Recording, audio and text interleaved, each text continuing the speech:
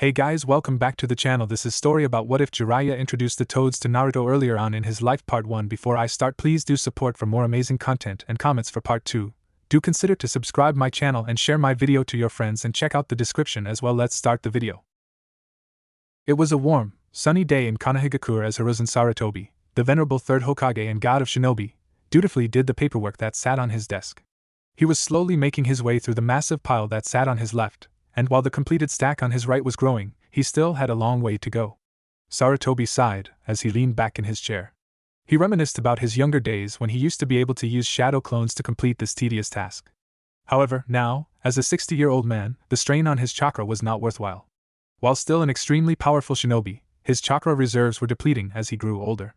He still is one of the most powerful shinobi in the village, but he could not maintain the several shadow clones for hours on end like he used to. Also, sadly, he did not have much to return home to. His wife died during the Kyuubi attack, his younger son was away guarding the fire daimyo, and his eldest son had recently died on a mission, leaving his pregnant wife behind. Consequently, he was not in a hurry to return to an empty home. But he did want to visit his favorite blonde. However, Hiruzen cracked a smile as he felt a familiar chakra signature approaching. The window to his left opened as his favorite pupil jumped into his office. "Ah, Jiraiya. It is good to see you." Jiraiya grinned as he leaned against the wall and said, "You too, sensei. How are you holding up, old man?" "I am fine. Tired, but fine. The weight of this position weighs heavily on me. I was so enjoying my retirement, but I will persevere." Jiraiya gave a small smile as he said, "I'm sure you will, sensei. You always have and always will." After taking a seat in front of Hiruzen, Jiraiya began, "Anyways, I've come back with some reports from my spy network." Hiruzen gave a hum of acknowledgement, signaling for Jiraiya to continue. "IWA seems on edge and are eyeing us very carefully. We have still not wholly recovered from the Kyuubi attack 5 years ago. Our shinobi are still only about 80% of what they were before the attack. Also, it didn't help that last year Kumo made the Bulzen move to try and steal the Hyuga heiress. IWA saw us conceding to Kumo's demands as a sign of weakness." Here, Hiruzen looked over to Jiraiya with a frown on his face, frustration evident based on the look in his eyes. Jiraiya raised his hands in a placating manner. "I know, sensei, I know. Like I said, I know we are not at full strength, so I think you handled it the best you could. War with Kumo would have been the last thing we wanted." Moving on to Kumo, things in that village are tense. The Raikage got some severe backlash for that whole incident. My contacts in Kumo said that it was feeling pressure from his shinobi council to raise morale. The young Kage wanted to appear strong after the loss of the Third Shinobi World War, a significant amount of their shinobi, and biggest of all, their Kage. As you know, the Third Raikage was seen as their strongest shinobi, and the population still doesn't seem to A him as strong as his father. So, A approved this mission because he felt his village needed the boost, both in strength and morale. Unfortunately for him, it had the opposite effect. The Kumo shinobi appear split about 50-50 about whether it was the right decision or not. Some see it as the Raikage trying to strengthen the village, while others are embarrassed and angry their Kage attempted to steal a child and risked war with the leaf. To further rub salt in the wound, Kumo lost one of their strongest ninjas after Hayashi killed him. 2. The Lightning Daimyo is one of the people who is displeased with the Raikage. He's decreased the number of missions he is sending them and the funding they are getting. Consequently, A is mainly focusing on solving problems in his own village for now. Jiraiya finished. Hiruzen nodded in agreement. "Yes, we have been getting more missions from the Lightning Court and Lightning Country. I had assumed this was the reason, but it is good to have my assumptions proven correct. Please continue." Jiraiya responded, "In Kiri, I'm hearing a lot of rumblings about distrust towards bloodline users. After that debacle with the Kagaya clan, where Kiri shinobi killed the entire clan, Kiri's people are resentful of bloodline users. Although the Kagaya clan has always been an outsider in Kirigakure for their bloodlust and savage battle tactics, they were still useful in past wars. When the clan wasn't getting enough missions, they started setting off on their own seeking fights. They started taking freelance missions without consulting the Mizukage, sometimes even in direct opposition to Kiri. The Mizukage saw them as a threat and sent a whole platoon of shinobi after them. It took 300 Hunter Nin and Jonin to kill all 110 members of that clan. Still, there were only 45 survivors from Kiri. 3. Kirigakure became both angry at the loss of his shinobi and fearful of the power of bloodline users. Nothing has come of it yet, but I expect something to happen soon. We both know Yagura is a bloody Mizukage." Finally, not much news out of Suna. The only interesting bit I was able to gather was that the Yondaime Kazakage appears to be sending assassins after his youngest kid, Gaara. He's the Jinchuriki of the Ichibi, so I guess this could be training. To be honest, I really don't know why he is doing this. The kid has survived every assassination attempt though, so he may be a kid to watch out for in the future. Hiruzen hummed in acknowledgement. They both sat in silence while the Hokage processed what he had heard. It certainly was troubling to have IWA monitoring them so closely. He would have to send some Umbu patrols to the border to keep up the appearance of strength. Sarutobi was also nervous about the situation in Kiri. The Mizukage certainly did not have a good reputation. He was known for his brutality in battle and his vicious graduation exam in Kiri. The Hokage had a bad feeling that things in Kiri were going to get much worse soon. He decided that he would send some recon missions into the Land of Water to monitor things. Thank you, Jiraiya. That was very useful, Hiruzen acknowledged. As always, your spy network is beneficial, and your contacts have proven reliable in the past. I will have to let Shikaku and the Umbu commander know about this. Jiraiya smiled and thanks, sensei. Anyways, now that business is out of the way, how's the kid? I miss the Gaki while I'm on the road. Hiruzen grimaced at the question, which Jiraiya noticed. Jiraiya immediately became worried. What's happened to him? Sighing, Hiruzen replied, nothing has happened to him. It's just he's lonely. He asked me to move out of the orphanage after he said the caretaker kept ignoring him. He said that she would act like he wasn't there, ignored him if he asked her a question, and he always got served food last at meals. Naruto said that some of the children also ignored him, and those who didn't bully him. He would often cry himself to sleep. I had some of my shinobi investigate this, and they said Naruto was telling the truth. I immediately fired the head caretaker, but Naruto still refused to go back. He was so traumatized by the treatment that he said he just wanted his own place. I relented and bought him an apartment relatively close to my own house and the Hokage Tower. I try to visit him as much as possible, but this position only allows me to do so much. I try to take him out for ramen at least once a week. He seems to have inherited his mother's fanaticism for ramen, he added, chuckling. Jiraiya smiled at that, but otherwise he was troubled. However, he could tell that Hiruzen was not done, so he let him continue. Anyways, I try and stop by as much as I can, even if only say hi and check on him. I wish I could spend more time with him, but I cannot. I have tried to introduce Kakashi to him, but I have little success. Kakashi is often out of the village on Umbu missions. When he is in the village, he volunteers to watch Naruto, as I always have an Umbu watching him. After the Hyuga incident, I increased security on Naruto. However, when Kakashi has tried to interact with Naruto, his own emotional issues arise. He sees both his sensei, whom he saw as a father, and his former teammate, whom he saw as a brother, in Naruto. He is slowly improving, but he is not a reliable companion for a child. Jiraiya frowned after what he heard, thoroughly disturbed. Can we go see Naruto now? Jiraiya asked. Hiruzen paused to think about it, looking at the pile of paperwork on his desk. Ultimately, he nodded, deciding that seeing Naruto was much more important right now, especially since Jiraiya was here. As they walked through the village, Jiraiya mentally berated himself for Naruto's current condition. No kid should be alone like that. Damn it! I should have been here to help him. I know I can't take him with me, but I still feel guilty. I'm always on the move, going in and out of hostile countries, and sneaking into villages to meet contacts. I couldn't possibly take care of Naruto while doing that, and I need to protect Konoha and him. But I also know what it's like to be a lonely orphan. When my parents died, I didn't have anyone, he thought sadly. After my dad died on a mission when I was 8, all I had was my mom. Then, when she died 2 years later, after getting sick, I had no one. I acted like a fool to try and force myself to be happy. Hey, fake it till you make it. He ruefully chuckled. I didn't really find a new group of people until my team. Even then, it took a while for them to warm up to me. There has to be something I can do to help Naruto. He determinedly finished. We're here, Hiruzen remarked, startling Jiraiya. He was so lost in his thoughts that he hadn't processed that they were at Naruto's apartment. Naruto's apartment was a small, quaint place. It was on the 3rd floor of the modest-looking apartment building. Outside the door, there were 2 food bowls, a large bowl with a dog paw print on it, and a smaller one with a cat print. Jiraiya looked quizzically at his sensei. Naruto has pets? Hiruzen nodded. Yes, he took in a dog several weeks ago. It has helped him immensely. Admittedly, I did not know he has a cat. That is new, he admitted, knocking on the door. They were greeted by the loud barking of a dog. Coming! Yelled a young, muffled voice from inside. The door swung open, and the duo was greeted by a smiling blonde face. Gigi! He cheerfully yelled. And Jirobo? Right. He questioned. Jiraiya's shoulders slumped while his sweat dropped as the Hokage laughed next to him. Jiraiya looked down at Naruto as he took in his godson's appearance. Naruto was dressed in a white shirt with a red spiral on the front, a pair of light blue shorts, and a pair of blue sandals. After a moment, when he saw the innocent, confused look on his face, Jiraiya stopped frowning and smiled. It's Jiraiya, kid. I know it's been a year, but you should remember my name. Naruto scratched the back of his head while he laughed sheepishly. Hee, sorry, Jiraiya. I'm not great with names.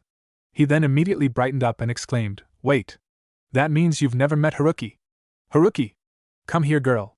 Another bark answered Naruto as a beautiful, gold Shiba Inu happily walked over. I found her 4 weeks ago.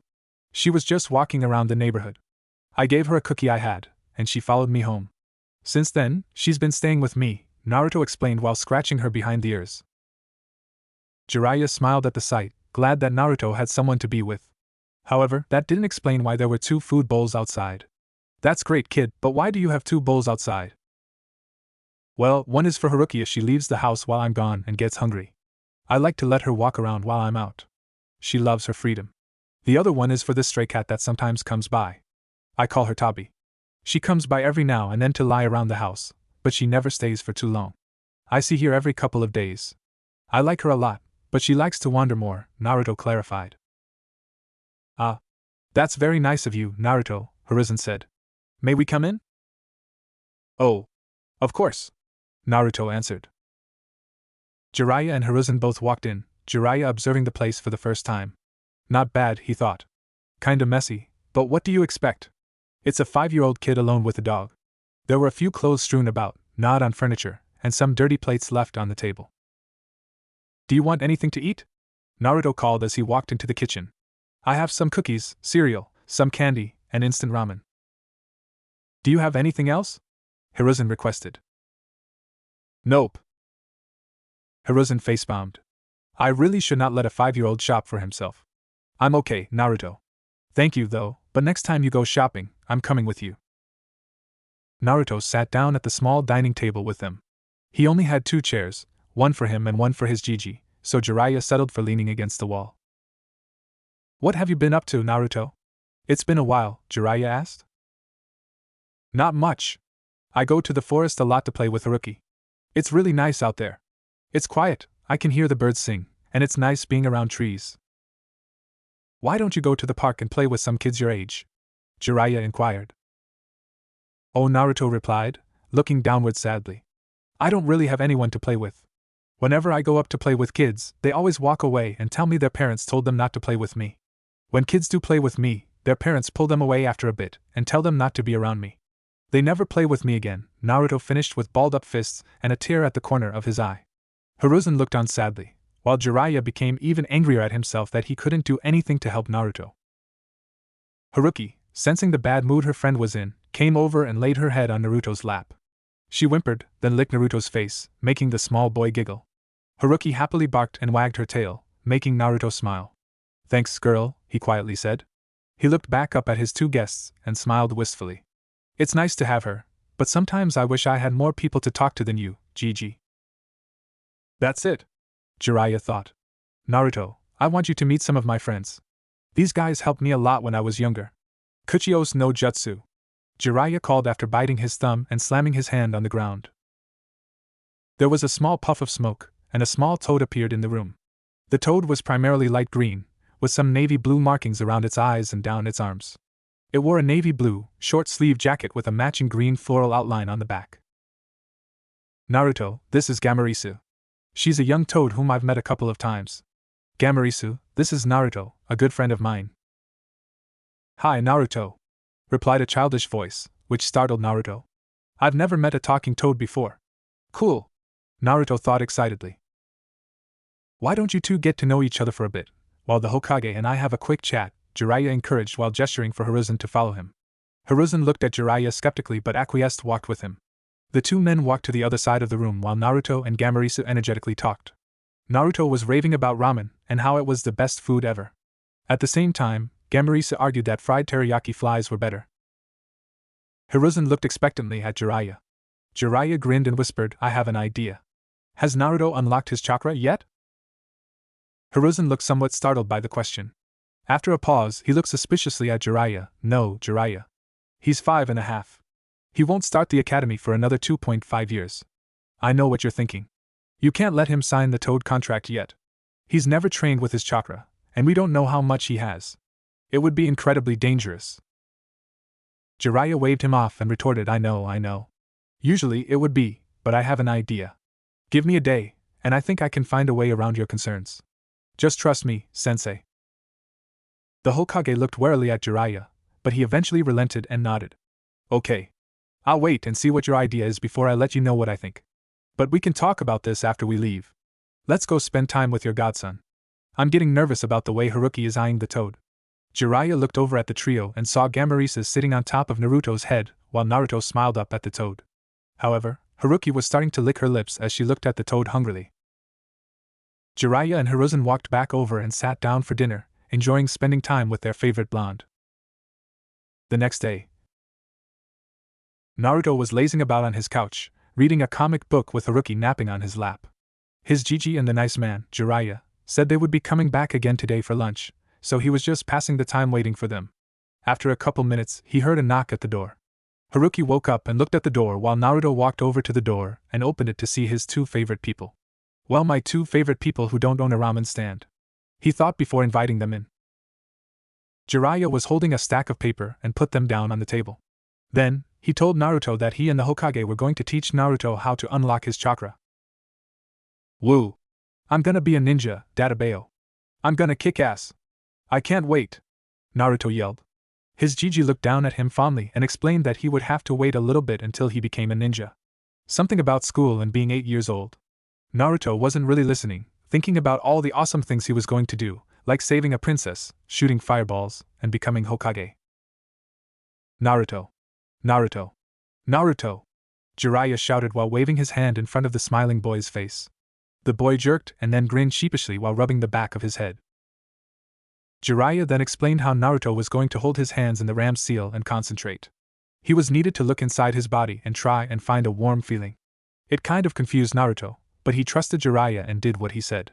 He held the ram's seal and concentrated.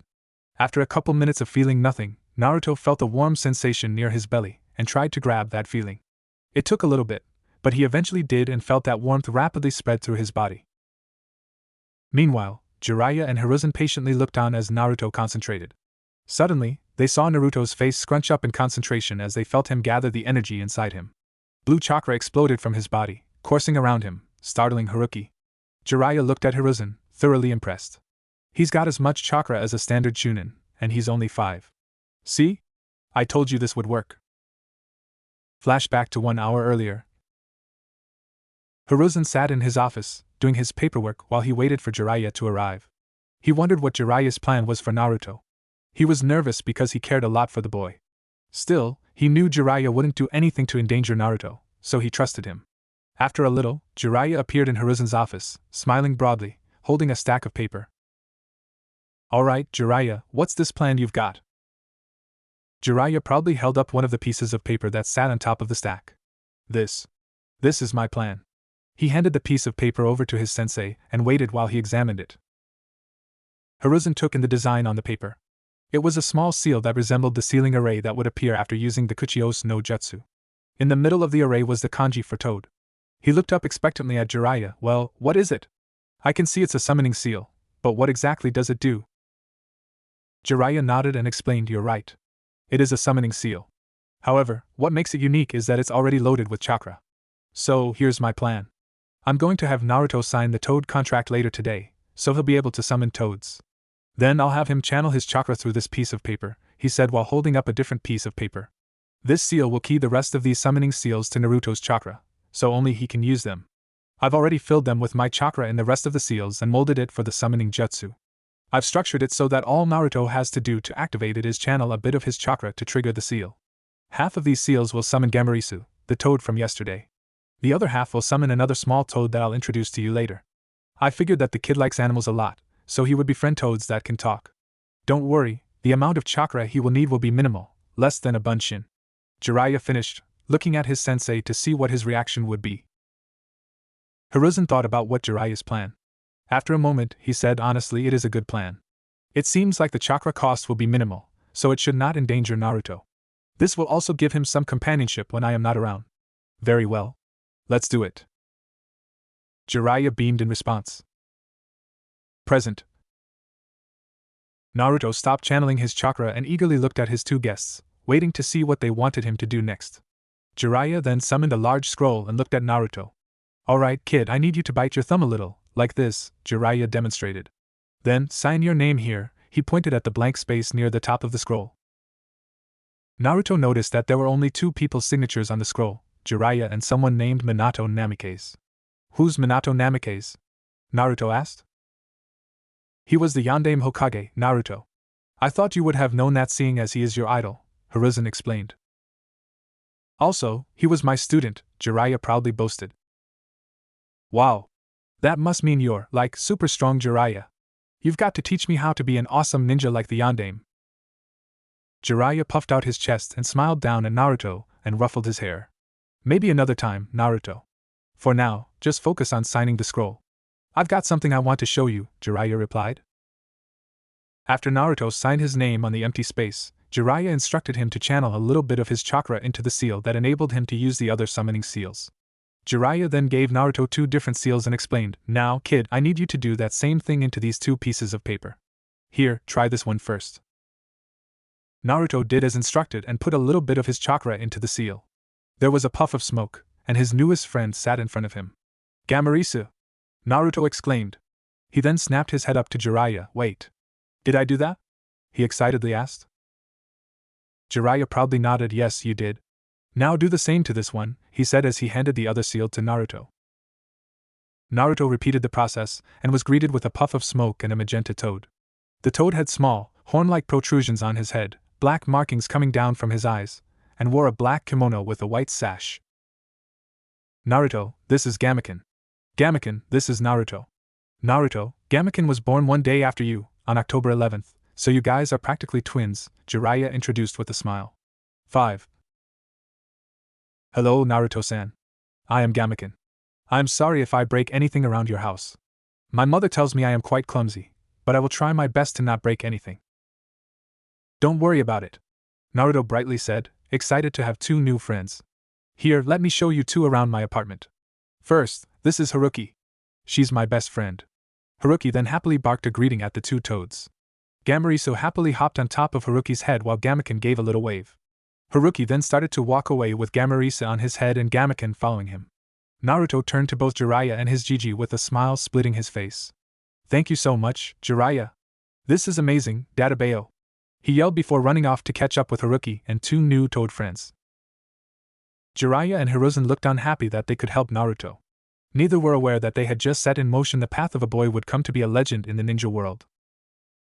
6 months after the end of Chapter 1. As the hot noodles touched his lips, the heavenly aroma of miso ramen wafted into his nose, and he took in the familiar ambience of Ichiraku's ramen. Naruto thought he couldn't be happier. The past 6 months had been the best months of his young life, although that wasn't saying much. He finally had companionship and someone to talk to every day. When he was younger, he would sit alone in the orphanage, just waiting for his Jiji to see him.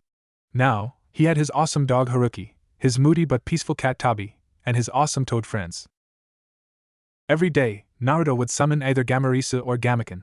He only summoned one at a time so he could save the summoning seals Jiraiya made. His Jiji said he didn't need to worry about conserving them because his Jiji could always ask Jiraiya to make more. Naruto didn't really understand how, since Jiraiya wasn't in the village. How could he send some more to the Hokage without being here? Naruto asked the Hokage, and he tried to explain it to Naruto. He went on about summoning bonds, familiars, and whatnot. Unfortunately, it mostly went over Naruto's head, but he was happy to know he could get more seals whenever. Naruto typically also only summoned one toad at a time because they were very different personalities. Gamarisu was energetic, always hopping around and wanting to explore. She and Naruto could talk for hours on end about their lives, although it was mostly Gamarisu. Naruto didn't like to talk too much about his life. There wasn't much to brag about, and it made him sad. So, Naruto let Gamarisu talk a lot about her home in the Toad Summon world. She told him how there were many different types of toads. There were ones that grew big and strong, and ones that didn't get much bigger than a couple feet tall. She said that her family usually only grew to be about 5 feet tall, while Gamaken would grow to be huge. When they weren't talking, Gamarisu liked to go to the forest with Naruto and Haruki. She had started showing Naruto how to jump through the trees like a toad. Once he got the hang of it, Naruto and Gamarisu would play tag throughout the forest. Naruto realized one day that it was getting easier to catch Gamarisu.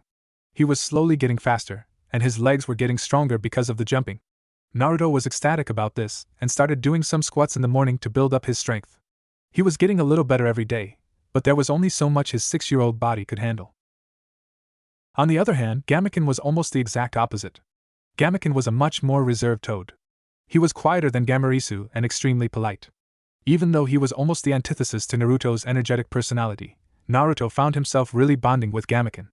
Gamaken's quieter side helped balance Naruto out and calm him down. While Gamarisu liked to play, Gamaken was content to just walk around Konoha with Naruto.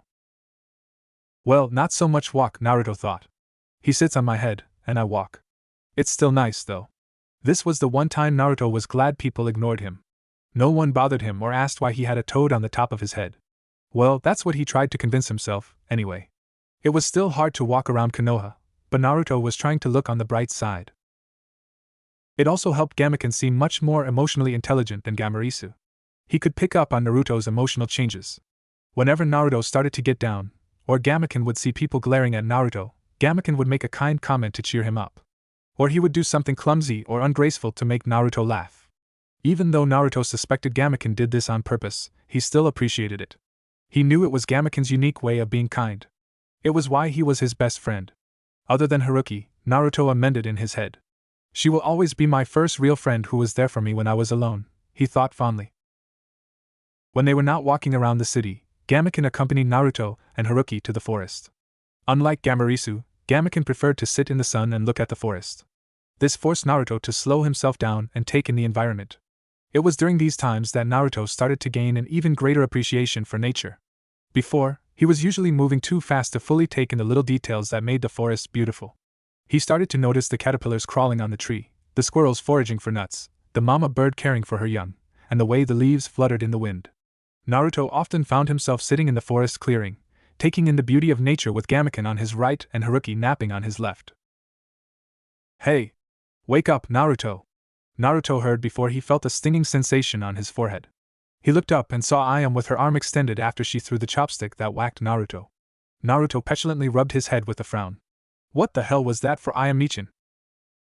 You've been staring off into space for the past 5 minutes, and your ramen is getting cold. Don't waste my hard work, she chastised. Naruto gasped and looked down at his food. How could I disrespect the ramen like this? I am so sorry, Ramen-san. He bowed before going back to devouring his ramen. Ayame looked on with a small smirk on her face, happy that her little brother was improving. Ever since he had introduced her to those 2 toads he called his friends, he'd been happier than ever. She was delighted that she could provide him a safe haven, but Ayame was always frustrated she couldn't do more. It felt good to know her little brother had friends. Slurp, thanks Ayame-chan and Tuchi-san. That was great, as always. How much do I owe you today? Naruto questioned. Tuchi appeared from the back of the kitchen, drying his hands on his apron, and smiled at the young blonde. It's on the house today, Naruto-kun. Happy birthday, my favorite customer. Naruto brightly smiled and rubbed the back of his head. Honestly, he didn't think anyone knew or cared that it was his birthday. It felt nice to know that 2 people cared enough to remember. Thanks, Tuchi-san and Ayame-chan. You guys are the best. I'll see you guys later, Naruto called before walking out of the ramen stand. He turned towards his apartment and started jogging to return home. After a couple of minutes, he arrived and opened the door. Naruto was greeted by the sight of his Gigi sitting on his couch with Tabi sleeping on his lap. Hiruzen smiled warmly at Naruto. Happy birthday, Naruto-kun, he said as he gently placed the cat down on the couch. Tabi woke up when her nap was disturbed and got up and stretched. Tabi was a white cat with a black diamond on her forehead and black ringlets going down her tail. After stretching, she saw Naruto standing in the doorway and sauntered over to him. She walked in between Naruto's legs and rubbed her head against the side of his leg. Naruto reached down and scratched her behind the ears, eliciting a purr from the feline. This also alerted Haruki to Naruto's presence. The dog came bounding into the room to receive affection from her owner. After petting his dog, Naruto greeted his Gigi with a smile. Hiruzen returned to the couch, and Naruto settled him next to him as Tabi nestled herself into Naruto's lap.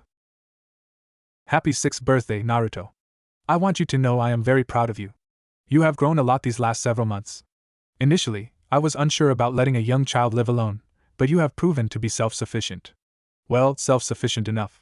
I still need to make sure I go shopping with you to make sure you buy proper food, he stated while looking at Naruto pointedly. Naruto blushed and sheepishly chuckled, remembering the last time he went shopping by himself. He spent his entire weekly allowance on cookies, ramen, and soda. The Hokage had not been too pleased with him. Nevertheless, you are growing up to be a fine young man, Hiruzen grinned before reaching over and ruffling Naruto's hair, earning a beaming smile from the blonde. Now, time for presents. Jiraiya is sad he could not be here, but he sent gifts with me. He is out of the village and won't return for several months. However, he still wishes you a happy birthday, Hiruzen stated before handing over a small gift box and a note. Naruto opened the note first and read it. Hey Naruto! Happy 6th birthday.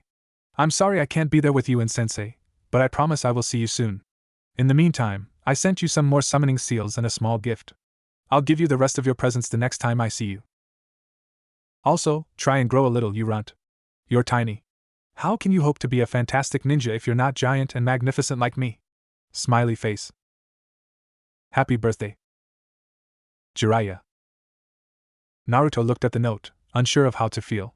He liked the first half and was excited to see what Jiraiya got him, but was also annoyed that Jiraiya called him short. I'm 6, Databeo. I've got plenty of time to grow. He angrily thought before opening the box. Inside the box was a small, green toad-shaped wallet. Naruto examined the wallet before contentedly thinking, alright. I forgive him. This is awesome. He needed a wallet, and this one looked like his new friend. I'll call you Gama-chan, he said out loud, making Hiruzen smile. Hiruzen cleared his throat to get Naruto's attention and said, Now, Naruto, time for my gifts. I also got you 2 things. The first is in this bag. He handed Naruto a large gift bag. Naruto looked inside and pulled out a jacket. It was primarily orange with blue shoulders and a white collar. He looked up at his Gigi with stars in his eyes, making Hiruzen chuckle. It's going to be chilly soon, and I saw that you don't have anything to keep you warm. I know how much you like orange, so I thought you would like this jacket. I'm going to guess that you do, based on how you're holding it, Hiruzen chuckled. At the same time, Naruto nodded furiously, cradling the jacket like it was a gift from Kami. Well, this next gift is smaller than the jacket and a little more personal. Here, open this. Hiruzen handed over a small box. When Naruto opened it, he saw a worn woven leather bracelet with the Konoha leaf hanging from the bottom. He could tell the metal leaf used to be shiny, but it had lost a lot of its luster and looked scratched. He looked up at his Gigi with a questioning look on his face, but he didn't seem to notice. Hiruzen looked affectionately at the bracelet and explained, This used to be my bracelet as a child. I got it when I was your age from my father, and I have worn it since then. However, I now believe is the right time to pass it on to the next generation, and who better than my precious grandson, he finished while looking affectionately at Naruto. Naruto started to tear up as he looked at the bracelet. It was beautiful. The leather was dark brown, and even though it was worn, it still looked magnificent. Naruto quickly put it on and tightened it to fit his smaller wrist. After a couple seconds of fighting the tears, he launched himself at his Gigi and hugged him while he cried. Thank you? Thank you so much. Hiruzen smiled as he held him and soothingly rubbed Naruto's back until Naruto calmed down. He knew Naruto had never had a family, nor had he received many gifts before this. He knew that this gift would mean a significant amount to Naruto, so he expected this reaction. Even though his Hokage robes were being stained with tears, he was happy knowing that his adopted grandson was. Naruto sniffed and backed away, beaming at Hiruzen. Naruto then started, realizing that he had forgotten something he wanted to do. He ran over to the drawer that he kept his seals in and retrieved one that summoned Gamaken. He then ran back into his room and grabbed a little box, then returned to Hiruzen. Naruto put the box on the table and summoned Gamaken. There was a puff of smoke, and Gamaken appeared. He looked around and took in his surroundings. He noticed the Hokage, Haruki, Tabi, and his smiling best friend. He didn't know why Naruto was so happy, but Gamaken couldn't help but lightly smile. Naruto's smile was infectious. Hello, Hiruzen-san, Haruki-san, and Tabi-san, and Naruto-san, Gamaken politely greeted, nodding at everyone. Hiruzen nodded back, used to the toad's formality. Naruto had tried numerous times to break him of it, but he had failed each time. Happy early birthday, Gamaken! Naruto yelled as he shoved a small box in the little toad's face. Gamaken blinked, then took the gift. He opened the box, and inside was a handmade, meticulously carved Susumida. Gamaken wondrously examined the weapon as he gingerly picked it up. It was the perfect size for him. It had a long staff split into 2 prongs in the shape of a U at the top.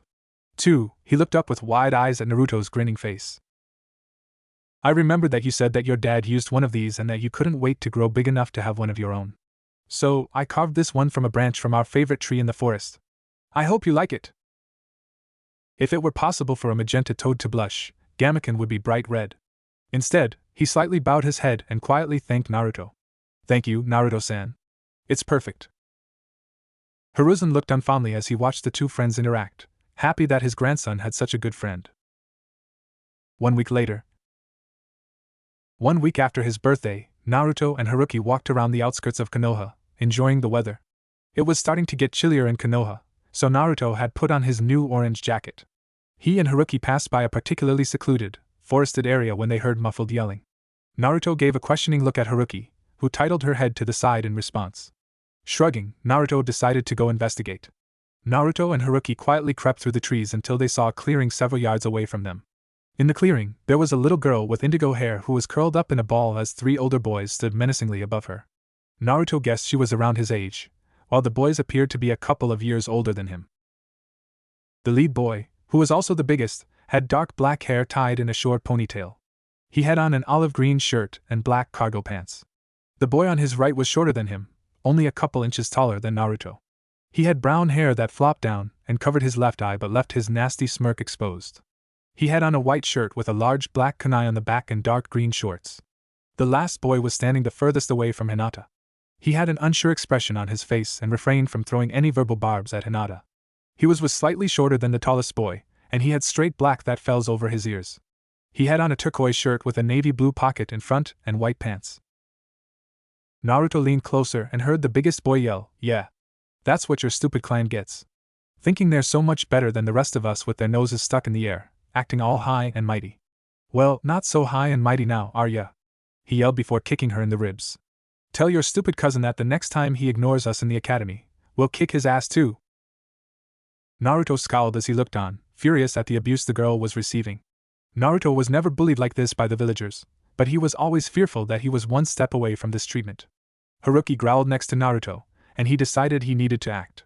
He reached into his jacket pocket and pulled out one of the spare ceiling tags he had for Gamaken.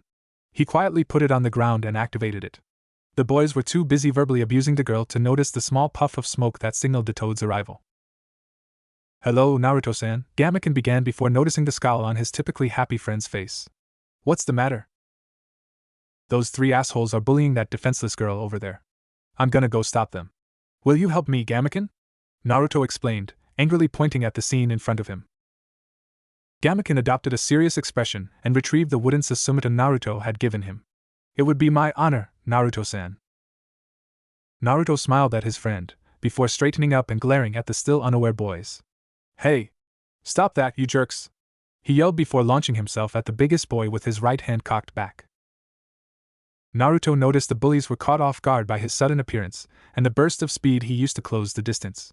"Looks like all that tree hopping with Gamarisa has paid off," he thought before throwing a right hook to the largest boy's nose. The punch connected, resulting in an explosion of blood as Naruto broke the unsuspecting boy's nose. He fell backward in shock, allowing Naruto to jump on top of him and start raining punches down on his bloody face. The shortest boy quickly recovered and reached down to yank Naruto off his friend. However, before he could reach him, he was assaulted by a wooden weapon. He recoiled back from the smack to the face and noticed that he was being attacked by a small purple toad. He looked on bewildered, before snarling and going to kick the annoying toad. When he reared back for the kick, the toad jumped up and struck him over his left eye. This caused a small cut to open up, causing blood to drip over his eye, hindering his vision. Gamaken jumped behind the boy and delivered a vicious double kick to the back of the boy's right knee, causing him to buckle. Gamaken then leapt into the air and powerfully swung his Susumita at the back of the boy's head. A loud thwack sounded in the clearing before the boy crumpled to the ground unconscious. The last boy was the most startled by the attack and took the longest to recover. He hesitantly stepped forward, unsure of who to help first. He then heard a loud growl behind him and whipped around to see Haruki growling with her teeth bared. He fearfully put his hands up and backed away, content to let his, now, former friends get beaten up. He slowly backed up until his back hit a tree. Then he wisely turned around and sprinted out of the forest. While this was going on, Naruto was throwing punches at the leader's face. Unfortunately, he had recovered admirably from the initial assault. He put both arms in front of his face to block the blows. He then used his superior strength to shove Naruto off of him, allowing him to stand up. His green shirt was stained with blood as it still leaked from his broken nose. The injured boy glared at Naruto and rushed him. Naruto evaded the first several strikes, but the elder boy's longer reach allowed him to eventually connect on a left hook to the chin. The hit sent Naruto sprawling to the ground. The boy ran forward, looking to capitalize on his advantage.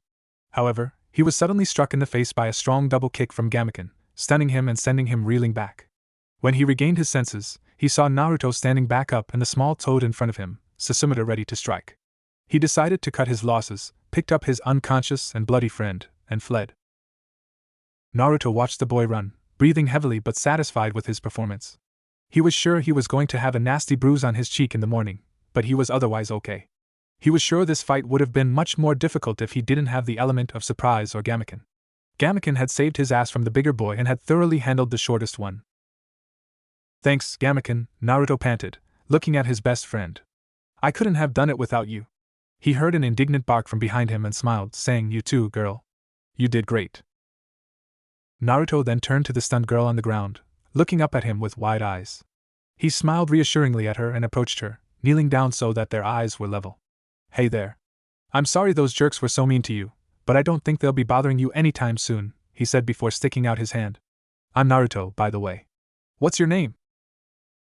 Hi Hinata, she shyly muttered, face covered in a blush. She quickly looked down from the smiling boy. She couldn't believe how brave he was, taking on all those boys.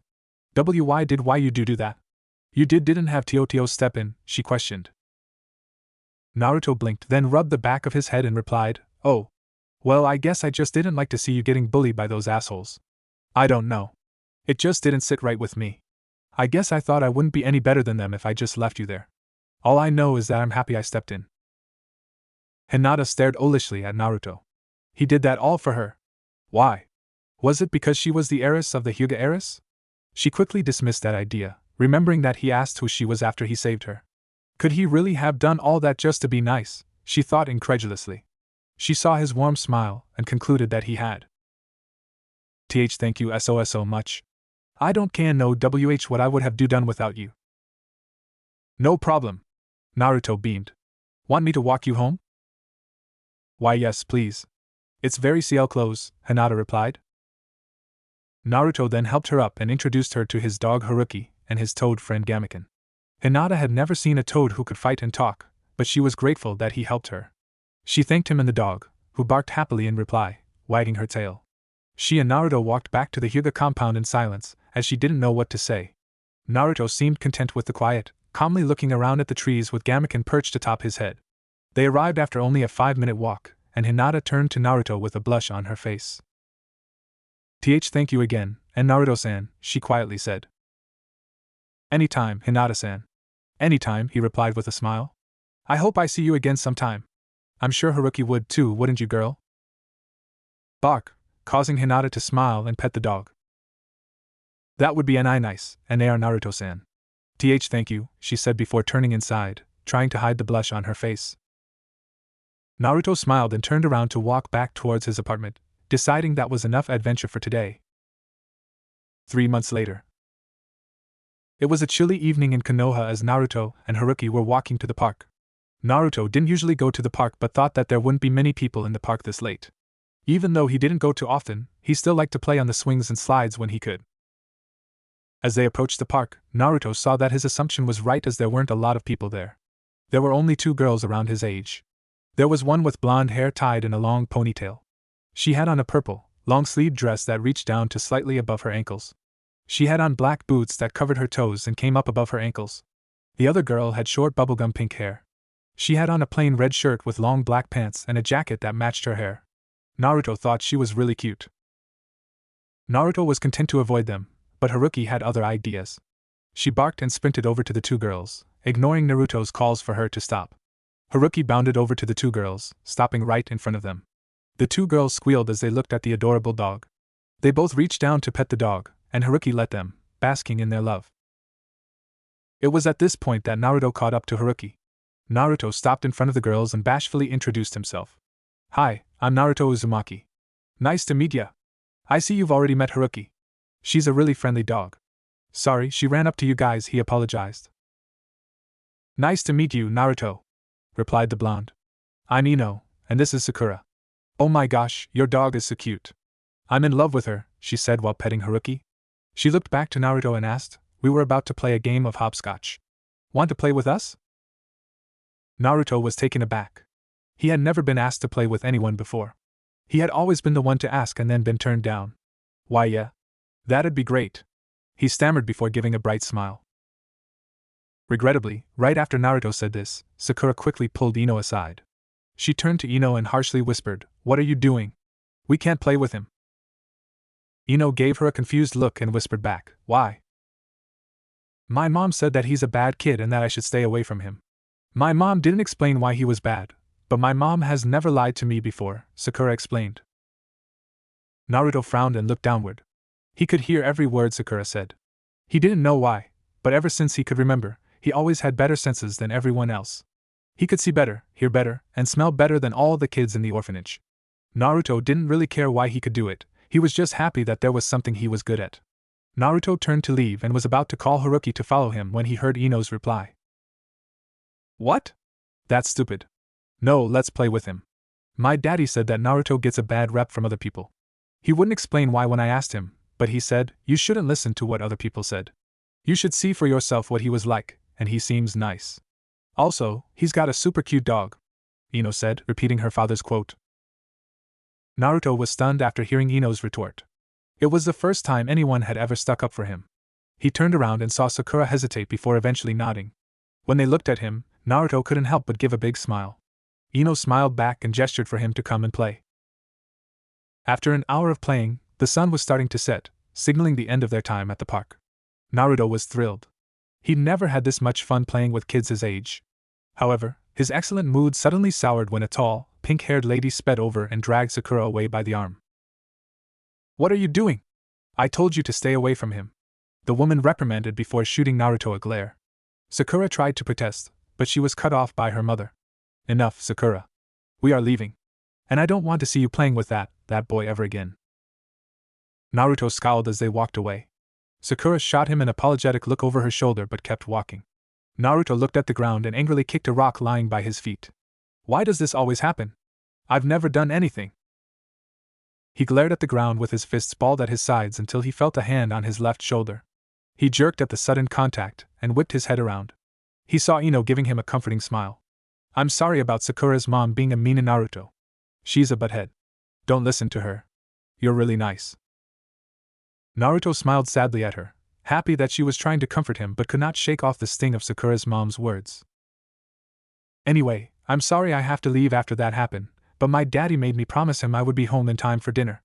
I really don't want to make him mad, but I would love to play with you again sometime," she encouraged with a bright smile. Naruto was taken aback by the question, but quickly gathered himself and beamed at Ino and said, "I'd love to." "Great. See you soon, Naruto-kun," Ino called as she was skipping away, waving over her shoulder. Naruto watched her leave with a big smile on his face before turning to a happy Haruki. "Come on, girl. Let's go home." 2 months later. Naruto was sound asleep in his room with Tabi nestled on his stomach and Haruki sleeping at the foot of his bed. He was unaware of the window in his room being cracked open before a small object was thrown through the room. It exploded against the wall, causing Naruto to jerk awake. Unfortunately, this sent Tabi flying through the air, crying at her impromptu wake up. The smoke began to clear, and Naruto heard a loud voice announce, "Behold, young one. You are in the presence of a god amongst men. An Adonis amongst Slavs. A man whose name sends shivers down his enemies' spines, causing them to soil themselves. A man who can cause women to swoon with a simple glance. The mighty, the handsome, the gallant Jiraiya." Naruto stared, dumbfounded as the smoke cleared. He saw Jiraiya in a ridiculous pose in the middle of his bedroom, hands outstretched, feet wide, and tongue out. There was a long pause before a loud hiss filled the room, and Tabi launched herself at Jiraiya. "Ah! What the hell? Get off, you stupid cat!" he yelled before throwing the cat across the room. Naruto gracefully caught the flying feline and placed her on his lap, calming her down. She hissed once more at Jiraiya before settling down and purring at Naruto's actions. Jiraiya, realizing his grand entrance had been ruined by a stupid cat, sheepishly grinned at Naruto, who deadpanned in response. Realizing Naruto wasn't going to break the silence, Jiraiya greeted, "Hey, kid. How are you?" "I was okay until you crashed into my room. I was having an awesome dream, and you woke me up. What do you want? Naruto responded irritably. He was not a morning person. Now is that how you greet your friend who just wanted to give you some belated birthday presents? Jiraiya answered with a mock pout on his face. This caused Naruto to immediately brighten up. Few things got a 6-year-old more excited than presents. What you get me? Jiraiya smirked at Naruto, knowing that he would get this reaction. Jiraiya pulled out 2 medium-sized, rectangular boxes. Well, I know you'll start the academy in a year and a half.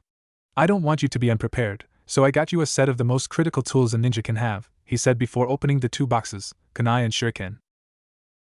Naruto stared at the shiny metal objects in the boxes. He looked up at Jiraiya with a grateful expression, causing Jiraiya to smile.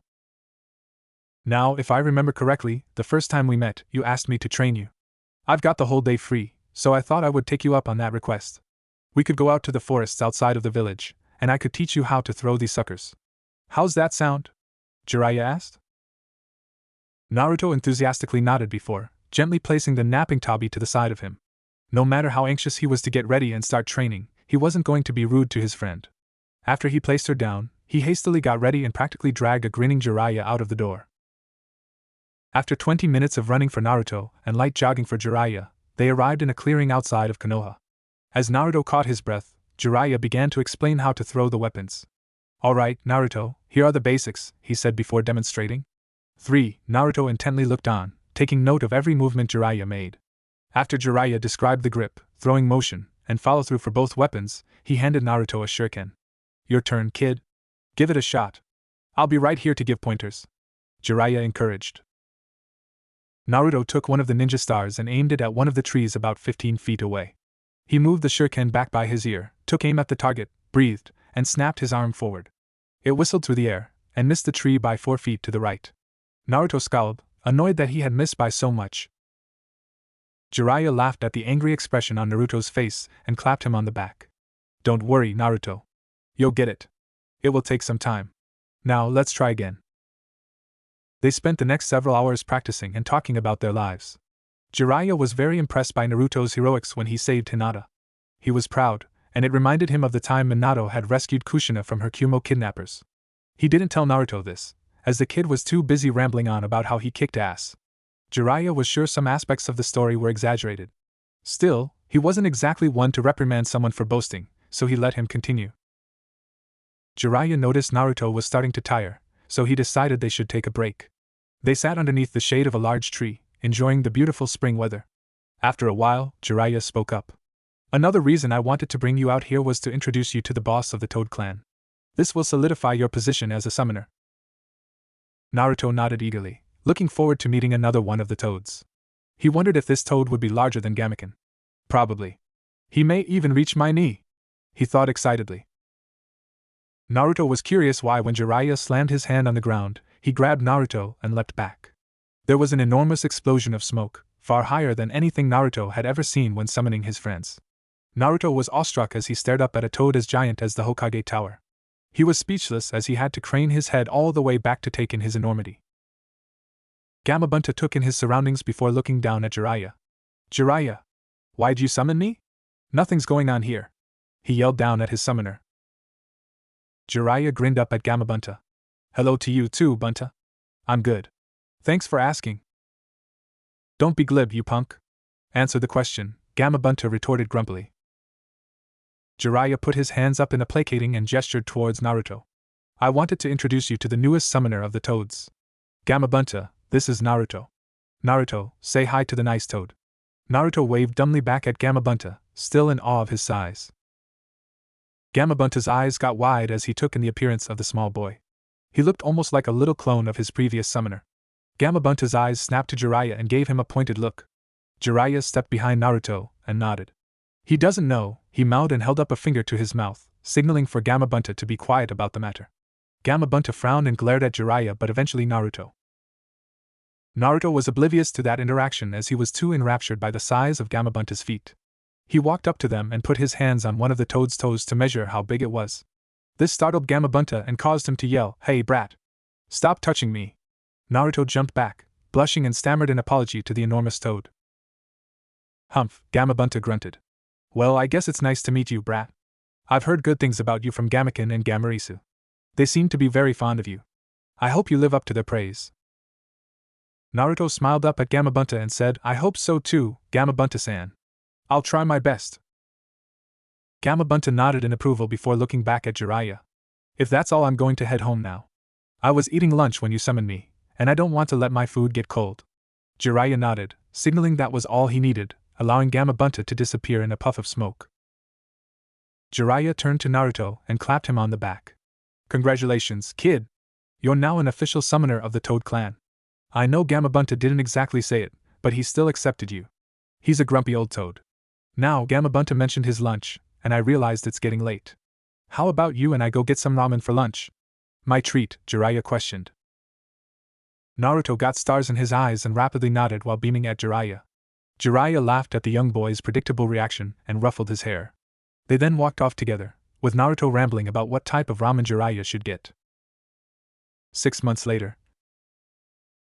It was a warm summer day as Naruto and Gamarisu sat in their favorite forest clearing with Tabi napping in the shade. Naruto and his female toad friend were currently engaged in a competitive staring contest. It had been going on for several minutes, and neither side seemed ready to yield. Naruto's eyes were watering, and Gamarisu's eyelid was starting to twitch. Troublesome, Naruto heard from behind, this clearing is being used. Guess we'll have to go somewhere else, Choji. The sudden interruption caused Naruto to blink, eliciting a victory cry from Gamarisu. Haha! I win again. That is now 4 wins for me and 3 for you, Naruto. I am the undisputed staring contest champ. She boasted as she hopped up and down. Naruto pouted at her before turning to see who interrupted their game. He saw a boy about his age with spiky black hair. It was tied up in a ponytail, making his head almost look like a pineapple. He had on a dark green shirt with black cargo shorts. He was slouched over with his hands shoved in his pocket and a tired look in his eyes. The other boy was portly and had on a large white t-shirt with a red spiral in the middle and blue shorts. He had spiky brown short hair, and he was smiling amicably at Naruto while munching on a bag of barbecue chips. Naruto got up and wiped the dirt off his shorts, ignoring the yelling toad behind him. Hi there! Naruto greeted. We can share the clearing if you want. It's plenty big enough for all of us, he encouraged, eager to make new friends. The larger boy replied, Sure. Sounds good to me. What about you, Shikamaru? The pineapple-headed boy lazily shrugged and walked over to the middle of the clearing and lay down on his back. The larger boy smiled apologetically at Naruto and said, Sorry about that. My name is Choji, and that is Shikamaru. He doesn't mean to be rude, that's just the way he is. We'd be happy to share the clearing with you if you'd let us. Who's that toad behind you, by the way? Naruto waved off the apology and gestured to Gamarisu. Oh, this is Gamarisu. Gamarisu, say hi. Gamarisu eagerly bounded forward. Hi there. I like your shirt. It looks a lot like Naruto's. I love those chips you're eating. My favorite flavor is barbecue, too. Can I have one? Gamarisu excitedly greeted. Shikamaru turned his head to look at the talking toad and shrugged. His family tended to deer, so who was he to judge if Naruto had a toad friend? If the toad talked, all the better. Nothing I can do about it, so why bother, Shikamaru thought before looking back up at the sky. Choji was just happy the toad was friendly. She said she liked his chips and didn't call him fat, so she was okay in his book. He was an easygoing guy, and he was glad to make a new friend. He grinned and handed her a chip. Naruto smiled, happy that the two boys seemed nice and accepted Gamarisu. Some people got weirded out by the talking toad, but they didn't seem to care. Naruto turned to Shikamaru and asked, What ya doing over there? Just looking at the clouds, he replied. He paused for a second before saying, Want to join me? Sure. Naruto and Choji walked over to Shikamaru and lay down next to him. They spent the next several hours enjoying the beautiful day and watching the clouds. They made a small game of it and tried to see who could see the most creative shapes in the clouds. Eventually, Shikamaru, Choji, and Gamarisu all dozed off, leaving Naruto as the only one awake. He turned his head to look at his two new friends, and he sighed contentedly before closing his eyes and drifted off to sleep. 1 year later, Naruto stood outside the academy with his backpack on, anxious about his first day. He was early, so he still had time before he went in. As he saw parents dropping off their children, he reflected on the past year. He had slowly increased his friend group from just his Jiji, Jiraiya, Gamarisu, and Gamaken to include Hinata, Ino, Shikamaru, and Choji. He saw Hinata every now and then, but not as often as he would like. She was rather shy, and it was hard to find her. She told him that after the incident with the bullies, her father kept a closer eye on her. He didn't like her going out of the compound too often, so she had to stay inside a lot. While Naruto was a little upset about it, he understood. It just meant that he had to enjoy every minute when he got to hang out with Hinata. He still hadn't been invited inside the compound, but he didn't mind. Naruto did find it kind of weird though, that whenever he and Hinata went to the park, she always had a bodyguard. They would silently stand to the side, keeping a watchful eye over the two kids. They were kind enough to Naruto.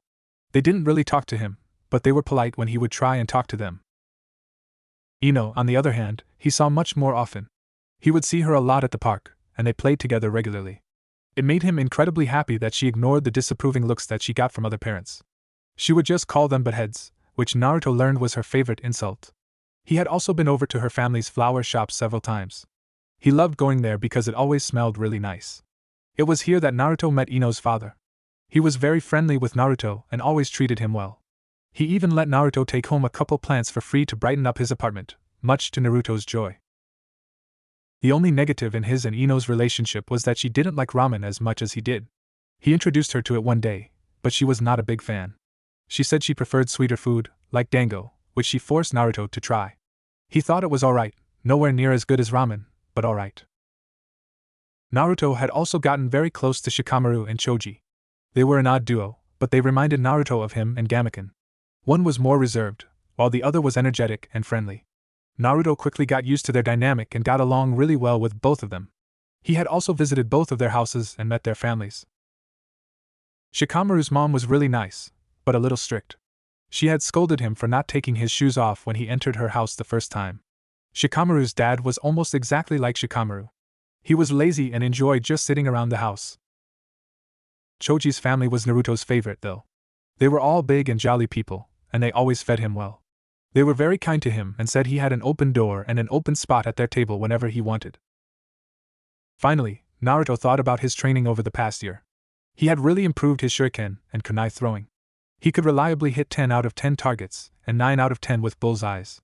He had practiced every other day, and Jiraiya gave him pointers whenever he was in the village. Jiraiya said he was very proud of Naruto's improvements and his training dedication. Also, Naruto had gotten significantly faster and had powerful legs for an 8-year-old.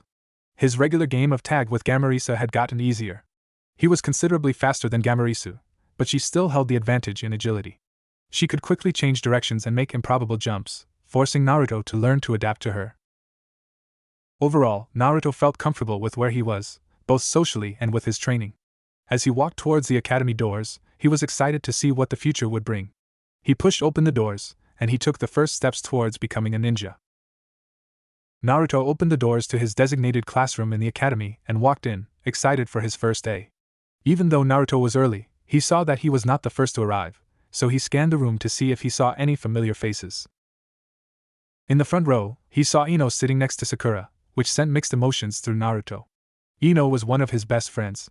She was the first to disregard what others said and go out on a limb to befriend him. She risked losing some of her friends to be friends with Naruto. She helped him when he was lonely and was the first to introduce him to her family, proudly calling him a friend. For that, Naruto was grateful. However, she was still friends with Sakura.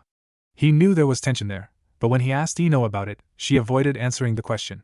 He didn't want to push the issue because he didn't want to upset his friend.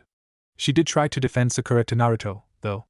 She claimed Sakura felt terrible about their first interaction, and she was embarrassed about how her mother pulled her away. Nevertheless, her mother was adamant that Sakura did not see Naruto, and Sakura did not want to disobey her mother directly. So, when he walked into the classroom, Naruto waved in Ino's direction, ignoring Sakura. Ino brightened up when she saw him and excitedly waved back. Next to her, Sakura quickly averted her gaze, staring down at the table. Naruto smiled back at Ino and pretended to not notice Sakura's reaction. He was determined not to let anything get him down today. He continued to look around the room and saw Hinata sitting by herself near the back of the room. He smiled, happy that another of his friends was in his class. Naruto decided that he would rather sit next to Hinata than near Sakura, so he made his way up the stairs towards her. "Hi, Hinata-chan. Isn't this awesome? We're in the same class. Now we can see each other every day," Naruto excitedly greeted. "Why yes, that is GGR great, Naruto-kun," Hinata replied, trying to hide her blush. Naruto ignored it, accepting it as one of the eccentricities of his friend. Naruto settled in next to her and looked around the room, content to wait in silence. It was a plain room. There were 2 windows in the back of the room, which allowed natural light to filter in. There was a large chalkboard in the front of the room. It was worn down, evident that it had been extensively used over the past years. There were 6 rows of desks with stairs leading up to each row. In each row, there were 10 chairs, 5 on each side of the aisle. There was only one entrance near the front, next to the large desk that Naruto assumed was the teacher's. Meanwhile, Hinata was trying to muster up the courage to start a conversation. "Come on, Hinata. You can do it. Just tell him about your flower collection. Naruto-kun loves nature, so he'll find it interesting. He's always so kind to you. You can do it. You can do it," Hinata thought, trying to convince herself. "SONAR. Oh. Shikamaru and Choji are here," Naruto shouted, oblivious to Hinata's internal struggles and attempts at a conversation. Naruto waved at his 2 male friends to get their attention before calling them to sit next to Hinata and him. Naruto enthusiastically welcomed the new arrivals, receiving a kind greeting from Choji and a lazy hello from Shikamaru. The 2 boys turned to greet Hinata but saw she looked uncharacteristically frustrated. Naruto was too busy greeting his new friends to notice the glare that Hinata was shooting behind his back, unhappy she had been interrupted. They sat next to Naruto, as far away from Hinata as possible. After glancing warily at Hinata, they started amicably talking with Naruto while waiting for their sensei to enter. After the rest of the class trickled in, the teacher walked into the room. He was a rather unremarkable man. He had straight, wiry blonde hair that hung down to his shoulders and almond-shaped brown eyes. He wore the standard Konoha Chunin uniform, complete with the navy blue pants, long-sleeve blue shirt, and olive flak jacket. The only noticeable feature was the small pale scar he had on his chin. He gave a generic, unenthusiastic greeting to the class, stating his name was Hamada, before going through roll call. As he made his way through the list, receiving a variety of here, present, or hello, the teacher acknowledged each response with a nod, only looking up from the roster if there was a delay. However, when he got to the last name on the list, his head unexpectedly jerked up. He looked around the room, surveying the class until his eyes locked on to Naruto. "Uzumaki Naruto," he said in a clipped tone. It came out more as a statement than a question, something that Naruto caught. Here, Naruto managed before ducking his head, not wanting to stare into those cold eyes any longer. It seemed that no one else noticed the change in their new sensei's tone, except for Shikamaru. He looked curiously between the teacher and Naruto, recalling his father mentioning something about some not liking Naruto. When he asked his father why, he said it was too troublesome to explain and that he would find out later.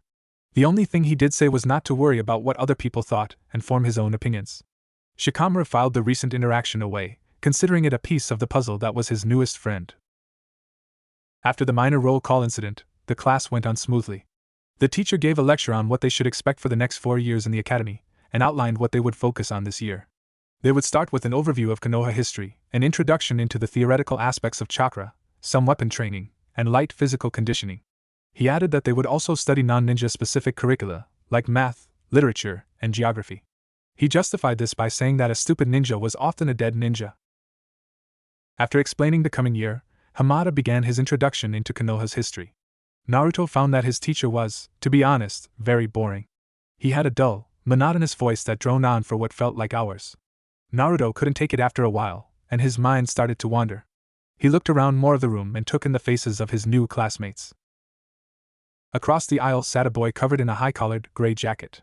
Naruto could see he had spiky black hair and had on a pair of dark sunglasses. The boy sat still, staring stoically ahead at their sensei. Naruto thought he seemed a little creepy because he hadn't seen the kid move a muscle since they arrived. One row in front of the gray-clad boy, there was a boy with untamed brown hair. He had red, triangular markings on his cheeks, which pointed towards a cocky smirk he had on his face. What drew Naruto's attention, though, was the adorable white dog asleep on the boy's lap. The dog looked like he couldn't be more than a year old, and was very cute. Naruto thought that he should introduce Haruki to this dog and see if they got along.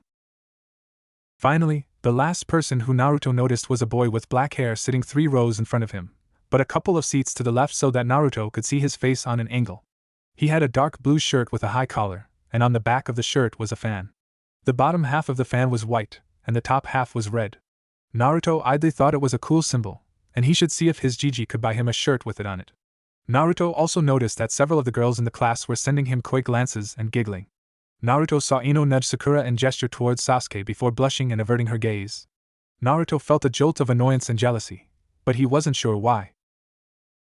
After a couple more hours of lectures, Hamada announced that it was time for lunch. They had an hour to eat, and he led them outside to the eating area. Naruto sank under the shade of a tree in the open yard. He smiled when he saw Shikamaru, Choji, and Hinata all walk up to him and sit around him. Ino was walking toward them, and Naruto gave an excited wave, beckoning her over. However, before Ino got to the tree, Sakura ran up to her, grabbed her arm, and pulled her away. She mentioned something about how they should go eat lunch with Sasuke-kun.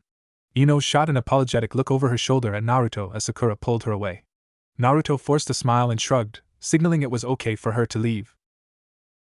After an hour of chatting with his friends, Naruto was herded back inside by their sensei. Naruto returned to his seat and turned his attention to the board, where Hamada wrote that they would be learning about the structure of the shinobi system. Naruto groaned and leaned back in his chair, already bored. Meanwhile, Jiraiya sat in the Hokage's office, patiently waiting for him to finish reading over the report he had just given him. Hiruzen's face was contorted into a grimace as he read. After several minutes of reading and then rereading the paper, he put it down and looked up at Jiraiya with a frown. "This is less than ideal," he said. "Yeah. My contacts in IWA said that Tsuchikage is planning something big, but we don't know what. It could be an attack on our border, an assassination, an invasion of one of the border countries, or something else." "Yes. Not knowing is the worst part. If we knew what that old bastard was planning, we could plan accordingly. Now, though, we need to be careful. We can't overreact to speculation and deploy our forces to the border and leave the village open for attack." Hiruzen sighed heavily and rubbed a hand down his wrinkled and weary face. He then fixed Jiraiya with a grim stare and said, "We need to keep this as under wraps as we can, for now. We don't need our shinobi getting on edge and jumping at shadows over speculation." "I will inform Shikaku and the Umbu commander," the Hokage continued. "From there, we can send several additional Umbu patrols to do a border sweep. They will report if they notice anything suspicious. I will also inform the gate guards to be extra vigilant. Hopefully, this will alert us if IWA acts." Jiraiya nodded in approval of the plan. He passed a hand through his long, white locks and sighed, mirroring Hiruzen's reaction earlier. "Well, this is a clusterfuck. I think I will stay in the village for now, though. This way, if anything happens, I will know immediately, and you can deploy me where you need me." "That sounds like an excellent idea. If IWA sees that you are in the village, they will be less likely to launch a direct attack," the Hokage added. Jiraiya clapped his hands together and leaned forward. "Well, enough about business. There is no use in spending hours thinking of worst-case scenarios and counter-plans. That's Shikaku's job. Today was Naruto's first day at the academy, right?" Hiruzen smiled, nodding, "Yes, it is. He was very excited. He kept rambling to me about how he couldn't wait to be an awesome ninja like me," Hiruzen said, quoting Naruto. Jiraiya laughed in response, remembering how he was the same way when he was going into the academy. "Well, it's getting a little late. I think the academy lets out in a couple of minutes. How about we go pick the kid up?" Line break. Naruto stood outside the academy, wistfully watching as his friends and classmates were greeted by their parents. Hinata, Shikamaru, and Choji had all bid him a quick goodbye before running up to their parents. Naruto watched as the parents picked up their kids and proudly looked down at them as they recounted their first day. Everyone slowly trickled away, leaving Naruto alone in the courtyard. Naruto sighed and reached towards his jacket pocket. The Konoha bracelet his Jiji gave him for his 6th birthday glinted in the sun, making him pause. Naruto looked down at it and smiled, remembering that even if he wasn't here right now, his Jiji still loved him. He then put his hand in his pocket and grabbed one of the summoning seals for Gamarisu, knowing she would cheer him up. However, before he could pump his chakra into the seal, he heard a boisterous voice bellow, "Hey brat! How you doing?" Naruto whipped his head to the side in surprise and beamed as he saw two of his favorite people walking towards him. Jiraiya strode up to him and ruffled his hair. At the same time, the Hokage walked sedately behind him and greeted him. "Hello, Naruto-kun. How was your first day?" "Boring." Naruto childishly pouted. "We didn't do any ninja stuff. All we did was learn about dead people." Hiruzen chuckled and reached out to pat Naruto on the shoulder. "Well, it is important to know about the past so that we do not repeat it. Now, why don't we go to Ichiraku's, and you can tell Jiraiya and me about your day." "Yay! Ramen!" Naruto yelled, jumping in the air with a fist pump. Jiraiya laughed, reached down, scooped up Naruto, and put him on his shoulders before setting off. Naruto giggled in glee, happy to be so high up. He felt like a giant. The three of them walked along, glad to be in each other's presence. 2 weeks later, Naruto stood alone in his favorite clearing outside the gates of Konoha. He was encircled by the tall, sturdy trees that were Konoha's namesake. Sunlight slipped through the leaves, bathing the forest floor in a golden light. Purple and red flowers dotted the outskirts of the field, contrasting nicely with the leaves' vibrant green. This spot wasn't too far from the village gates, only about a 15-minute walk. Naruto had plenty of places inside the village he could go to train, but sometimes he liked to venture outside the gates. It felt nice to be out here, away from the stares and judgment. Whenever he came here, he would go alone, without Haruki, Tabi, or any toads. He loved his friends, but sometimes he just wanted to be by himself to train and enjoy nature. Naruto took a deep breath, sweating lightly. The sun was starting to set, letting Naruto know it was almost time for him to return home. He had been in the forest since 10 a.m., working hard and trying to improve his shuriken jutsu. He had also mixed in some strength and speed training. For strength, he did numerous bodyweight exercises, like squats, push-ups, and pull-ups. For speed, he created his own obstacle course in the trees, forcing himself to pull off unnatural jumps. Now, though, he was working on hitting multiple targets with one throw. He had created 4 targets, each with concentric rings, which he placed around the clearing at various heights and distances. One was directly in front of him, about 15 yards away. The second was 10 feet higher than that and 10 feet to the right. The third was 10 feet to the left of the first one at the same height. The last was between the first and third targets, 6 feet higher, and 6 feet further back. Naruto took a deep breath and readied himself. He held 4 shuriken, 2 in each hand. He crossed his arms in front of his chest, looked at each target, then flung his arms apart. The metal stars whistled through the air, rapidly closing in on their marks. Thud. Thud. Thud. Naruto waited for the last thud of a shuriken hitting the bullseye, but realized it wasn't coming. He saw he had hit 3 out of 4 of the targets, all relatively close to the bullseye. He groaned, realizing he had completely missed the last one. Darn it! Now I have to go get it, he thought tiredly. However, after a couple of steps, he paused, realizing no sound signaled that the shuriken made contact with anything. He jumped when he heard the crunch of branches and saw 3 masked figures dressed in black appear in front of him. Naruto gawked up at them as they spread out. They were covered entirely in cloth, hiding all discernible features. The only thing visible was their eyes, which bored in Naruto. One walked forward, holding up the missing shuriken. You should be careful with these, brat. You don't want to hit someone by accident, a deep voice chided. He leisurely flipped the weapon in the air, moving it from one hand to the other. Now, Konoha's Jinchuriki, he said as he snatched the shuriken out of the air, you will be coming with us. If you resist or try to flee, we will immobilize you. Painfully. His eyes were hard as he gazed down at Naruto, utterly unthreatened by the boy in front of him. Naruto stood still, frozen in shock and fear. He had no idea who these people were. He took a reflexive step back, trying to get as far away from them as possible. His hands shakily reached up towards his jacket's breast pocket to grab a seal for Gamaken. Naruto stopped when he realized he had removed his coat earlier when he was getting hot. He was all alone. The man stalked forward, creeping towards Naruto. Now. No need to be scared, the man mocked. If you are a good little boy, we won't hurt you much. He reached out to grab the boy when he heard a voice call out in the clearing, making him freeze. Ma. I don't think that would be such a good idea. Suddenly, a figure materialized in between Naruto and the black-clad ninja. He wore a gray armored vest with a sleeveless shirt underneath. This left his upper arms bare, exposing the small, red tattoo on his left shoulder. He also had arm guards that covered long black gloves with metal hand protectors.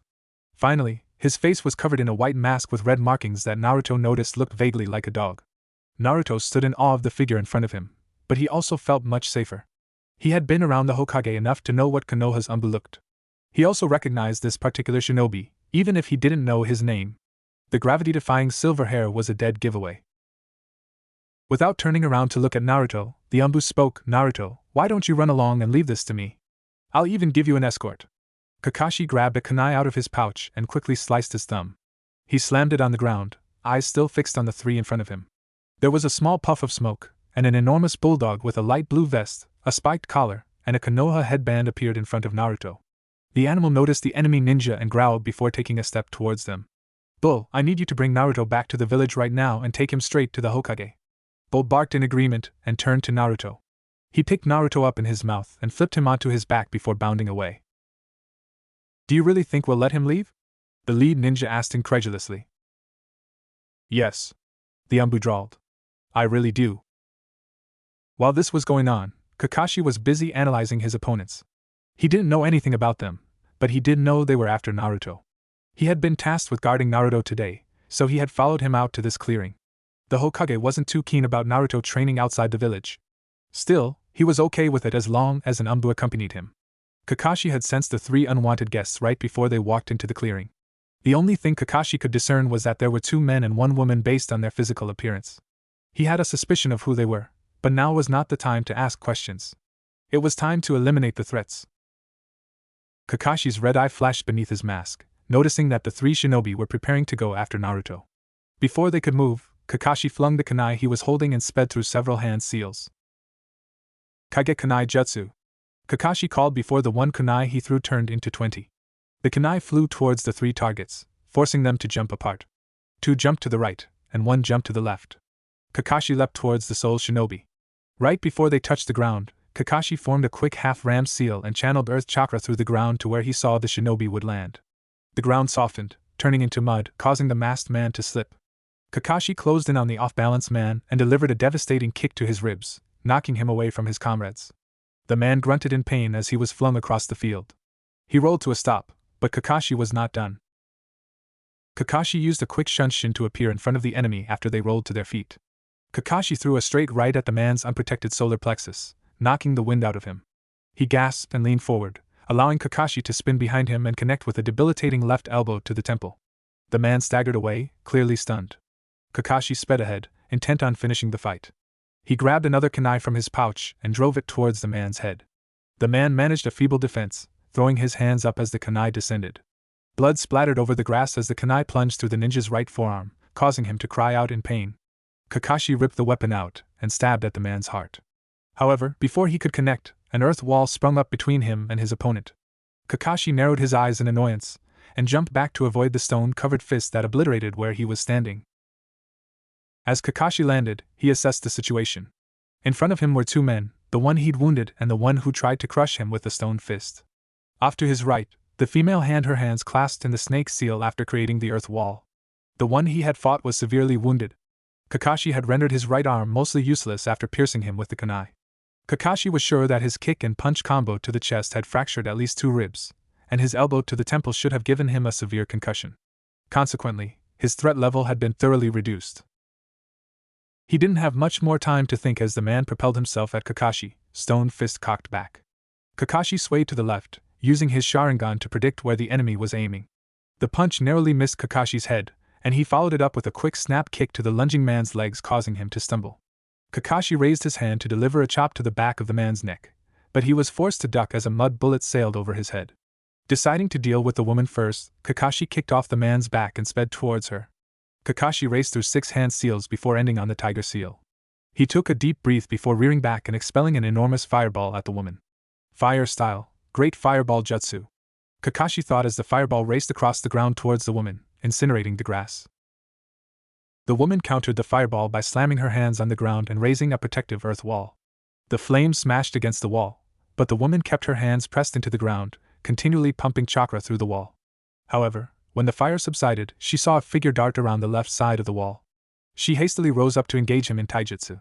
They exchanged several rapid blows, her enemy dodging all of her attacks. Eventually, she was able to land a solid punch to his chest, stunning him. Suddenly, to her horror, he burst into lightning, electrocuting her. The real Kakashi emerged at the other side of the wall and flung a lightning-charged kunai. The kunai flew towards the woman, immobilized due to the electricity coursing through her body. The kunai pierced her head, killing her instantly. Her body convulsed once more before she collapsed to the ground, blood pooling around her head. "Mari!" Kakashi heard from behind him. Whipping around, he saw the wounded man stagger to his feet, glaring murderously at Kakashi. "I'll kill you, you bastard!" He lurched forward, clumsily going through hand seals. He reached down and brushed his left hand along the ground, drawing up a crudely shaped earth sword. He lunged at Kakashi and sloppily slashed at his head. Kakashi could tell the man was clearly hampered by both his injuries and his rage. After several more wild swings, Kakashi delivered a swift strike to the man's wrist, knocking the sword out of his grasp. He followed up with a kick to the side of the knee, knocking the assailant down. He finished with a swift kick to the temple, knocking out the man. As the man crumbled to the ground, Kakashi snapped his head around the clearing, looking for an attack. However, he only saw his final opponent, the unknown man, staring coldly at him from a distance. So Kakashi Hatake, huh? Kakashi's eyes briefly widened behind his mask, but the man continued on. There aren't many people with that style of hair who are good enough to be in Konohazumbu, so don't deny it. He paused and gestured around the clearing, notably at the two incapacitated bodies and the direction Naruto fled. My mission to capture the Jinchuriki may have failed, but I can take solace in my failure, knowing that I killed the bloody Yondaime Hokage's final student. It's not like I have anywhere to go back to now. Kakashi narrowed his eyes, pieces falling together in his head. Shit, he thought. IWA. He steeled himself for his final opponent, molding his chakra internally, ready to counter whatever was thrown at him. The man stomped on the ground, raising a wall of stone in front of him. He made 5 hand seals before punching the wall and calling out, Earth-style, rock shrapnel jutsu. 1. The barrier shattered on impact, and instead of crumbling to the ground, shot jagged shards of rock at Kakashi. The shards closed in on Kakashi and struck him, but instead of a spray of blood, there was a puff of smoke. A destroyed log fell to the ground, signaling a successful kawarimi. Kakashi reappeared several yards to the right of his original location and reached into his pouch and slung 6 shuriken at the man. The man deflected all of the shuriken with 2 newly formed stone fists, which he had formed after casting the earth-style, rock shrapnel jutsu. The shuriken bounced harmlessly off the stone gauntlets, but they allowed Kakashi to close the distance between them. Kakashi engaged the man in a brief taijutsu battle. Kakashi was able to evade each devastating swing of the stone hands, but he could not land a powerful strike of his own. The man was surprisingly quick, even with the massive stone hands. Realizing that he wasn't getting anywhere quick with this exchange, Kakashi changed strategies. He bent to the left to avoid a strong swing, then slapped a quickly procured explosive tag on the stone arm. He leapt back, out of the blast radius, and activated the tag. The seal exploded, and Kakashi waited for the screams of agony or the explosion of blood. Instead, the smoke cleared and the man covered head to toe in stone armor. Earth-style, impenetrable stone armor, the man mumbled.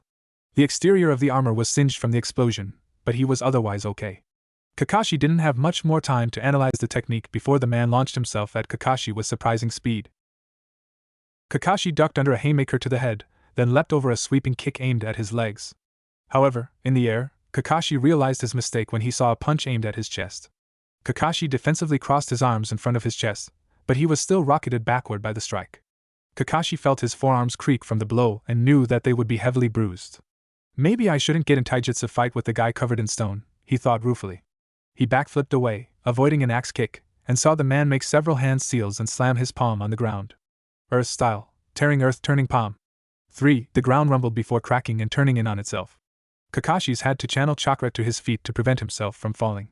That move almost cost him as the man sped across the upturned ground, one stone gauntlet elongating into a stone sword.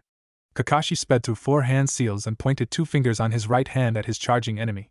Chakra gathered at the tips of his fingers, crackling with barely restrained energy. The lighting took the form of an arrow before shooting ahead. Lightning style, lightning arrow. 4, he called. The arrow crackled as it raced over the ground. The charging man tried to leap to the side to avoid the bolt, but he was too close and slightly too slow. The arrow tore through his left arm, obliterating the stone armor. He screamed when the jutsu sliced into his arm, opening a large cut. Blood fell freely from the wound, staining the grass red. He glared at Kakashi behind his stone helmet, gripping his bleeding arm. However, Kakashi wasn't done. After firing the lighting arrow, he had immediately transitioned into a second jutsu. Lightning style, electromagnetic murder. 5. Lightning ripped across the ground, destroying the ruined earth. The man leapt into the air to avoid the jutsu, but this was precisely what Kakashi had hoped for. Kakashi threw a lightning-charged kunai at the airborne man's head. He jerked his head to the side to avoid the kunai and looked down to see Kakashi move through several hand seals. Kakashi extended his right arm towards the ground and gripped his wrist with his left hand. The sound of birds chirping echoed throughout the clearing as lightning exploded from Kakashi's hand. The man panicked, immediately recognizing the jutsu. He shifted all of his stone armor to the front of his body as he descended.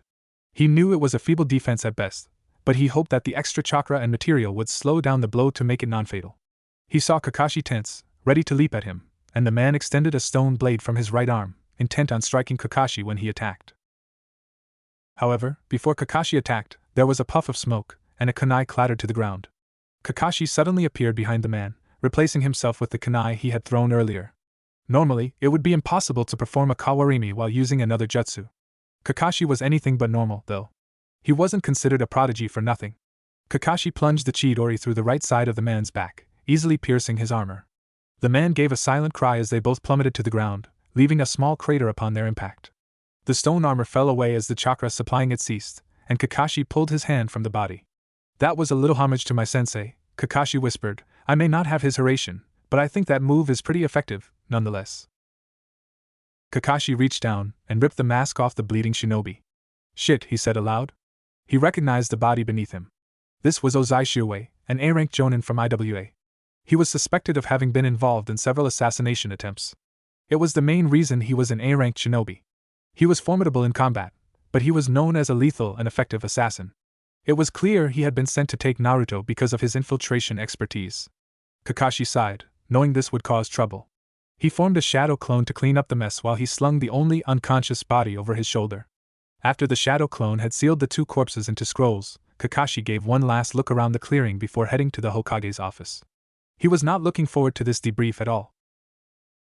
Meanwhile, Hiruzen was sitting at his desk, diligently doing his paperwork. He found the monotonous task of the paperwork helped calm his nerves. Ever since Jiraiya had told him about Iwa's scheme, he had been on edge. He almost jumped when he heard the commotion in the hallway in front of the hall. There were some yells of surprise and a pounding of feet, and then his door burst open. Naruto rode into his office on Bull, Kakashi's summon, looking pale and panicked. Hiruzen sprung out of his seat and rushed over to his surrogate grandson. He scooped Naruto up in his arms and placed him on the ground. Holding Naruto's shoulders, Hiruzen did a cursory check of Naruto to make sure he wasn't wounded.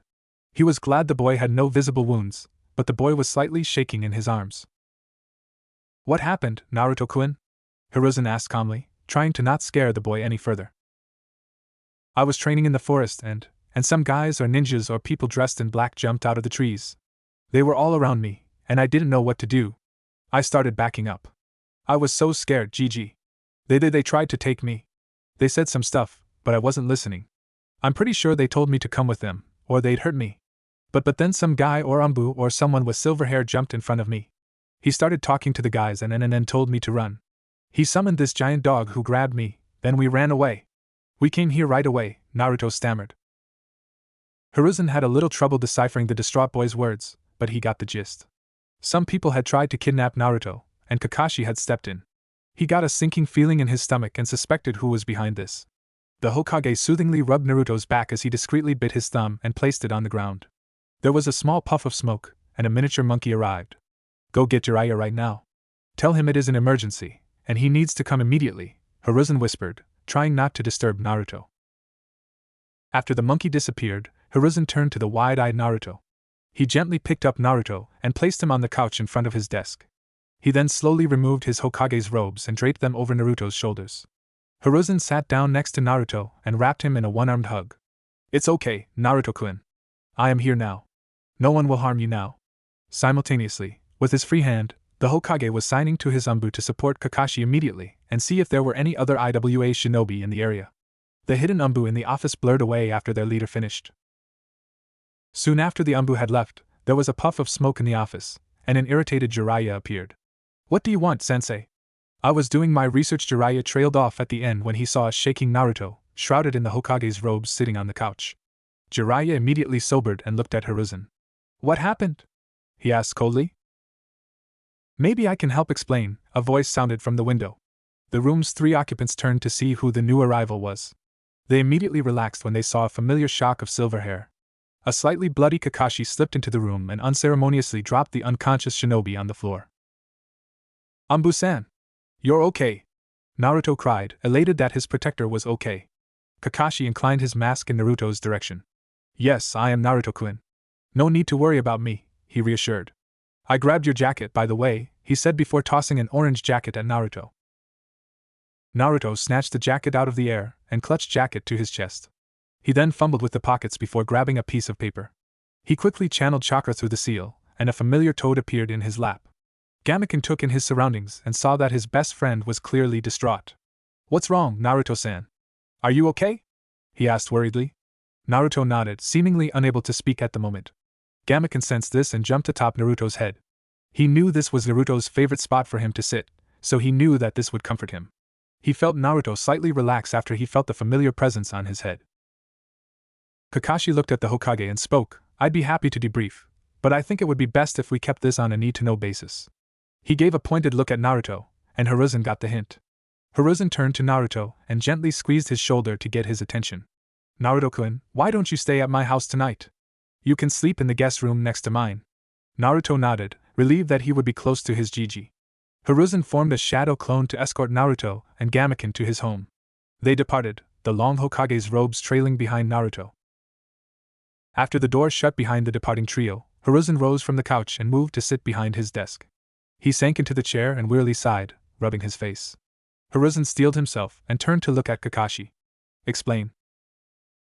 Kakashi nodded and removed his mask. He gave a full retelling of the events from his arrival to the final combatant's identity. In my opinion, Hokage-sama, it's clear that IWA was trying to abduct Naruto. Fortunately, I don't think they know he is Minato-sensei's son.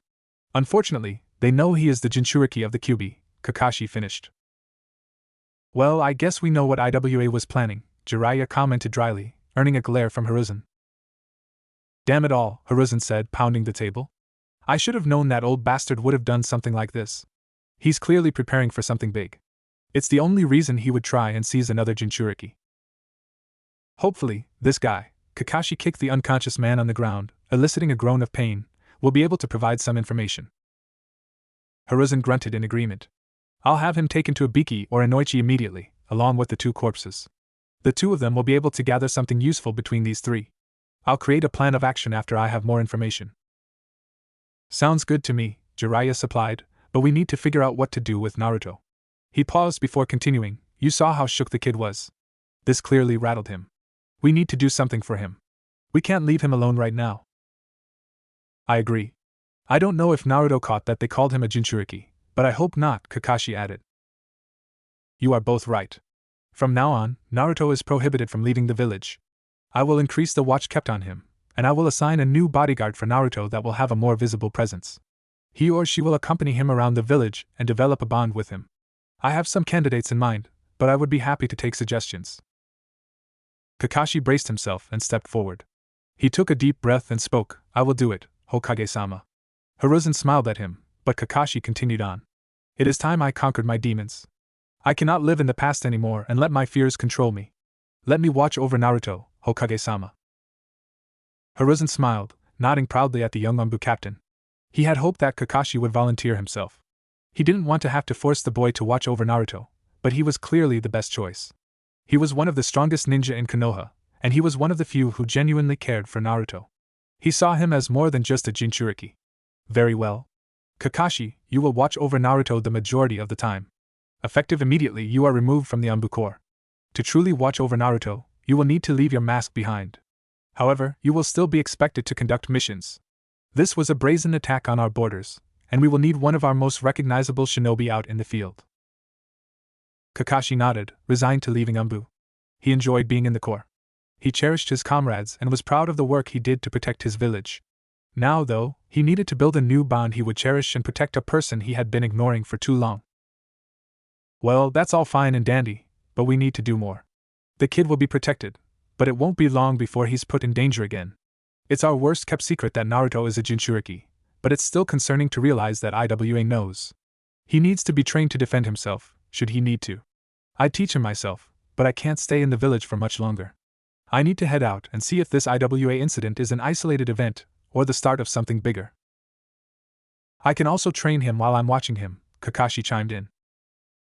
Okay, Jiraiya continued, acknowledging Kakashi's comment. Let's both think about what we want to teach the kid tonight, then meet back here at 10 a.m. tomorrow. We can go over our plan, then head over to Naruto's place and talk to him. Sound good? Sounds good to me, Kakashi replied with a nice smile. Very well then, Hiruzen cut in. We can regroup tomorrow to discuss our plans for Naruto's future. For now, though, let us focus on the pressing issue of IWA. Kakashi, take this prisoner to TNI. Jiraiya, you and I will discuss possible plans for the future. Dismissed. Kakashi retrieved the unconscious body and bowed before leaving in a shunshin. Jiraiya then walked over to the couch in front of the Hokage's desk, and they began discussing what to do with IWA. The next day, after Naruto returned from his night at his Jiji's house, he had immediately summoned Gamaken and Gamarisu. He wanted as much company as he could get. Haruki was relieved to see her friend because she had been worried after he didn't return home the night before. Tabi was also there, lounging in the sunlight that streamed through the window in Naruto's kitchen. Naruto walked over to Tabi and carefully picked her up before walking over to the couch. The cat gave a surprised cry at being woken up, but she allowed herself to be carried by Naruto. Naruto settled on the couch, and Tabi nestled herself into Naruto's lap and resumed her slumber. Haruki walked over to Naruto, excited that he was home. However, she could see that something was wrong. Naruto was staring into space and was clearly not in the mood to play. Sensing her friend's inner turmoil, she curled up by his feet to give him some comfort. Gamaken and Gamarisu also sensed Naruto was in a strange mood, so they did not bother him.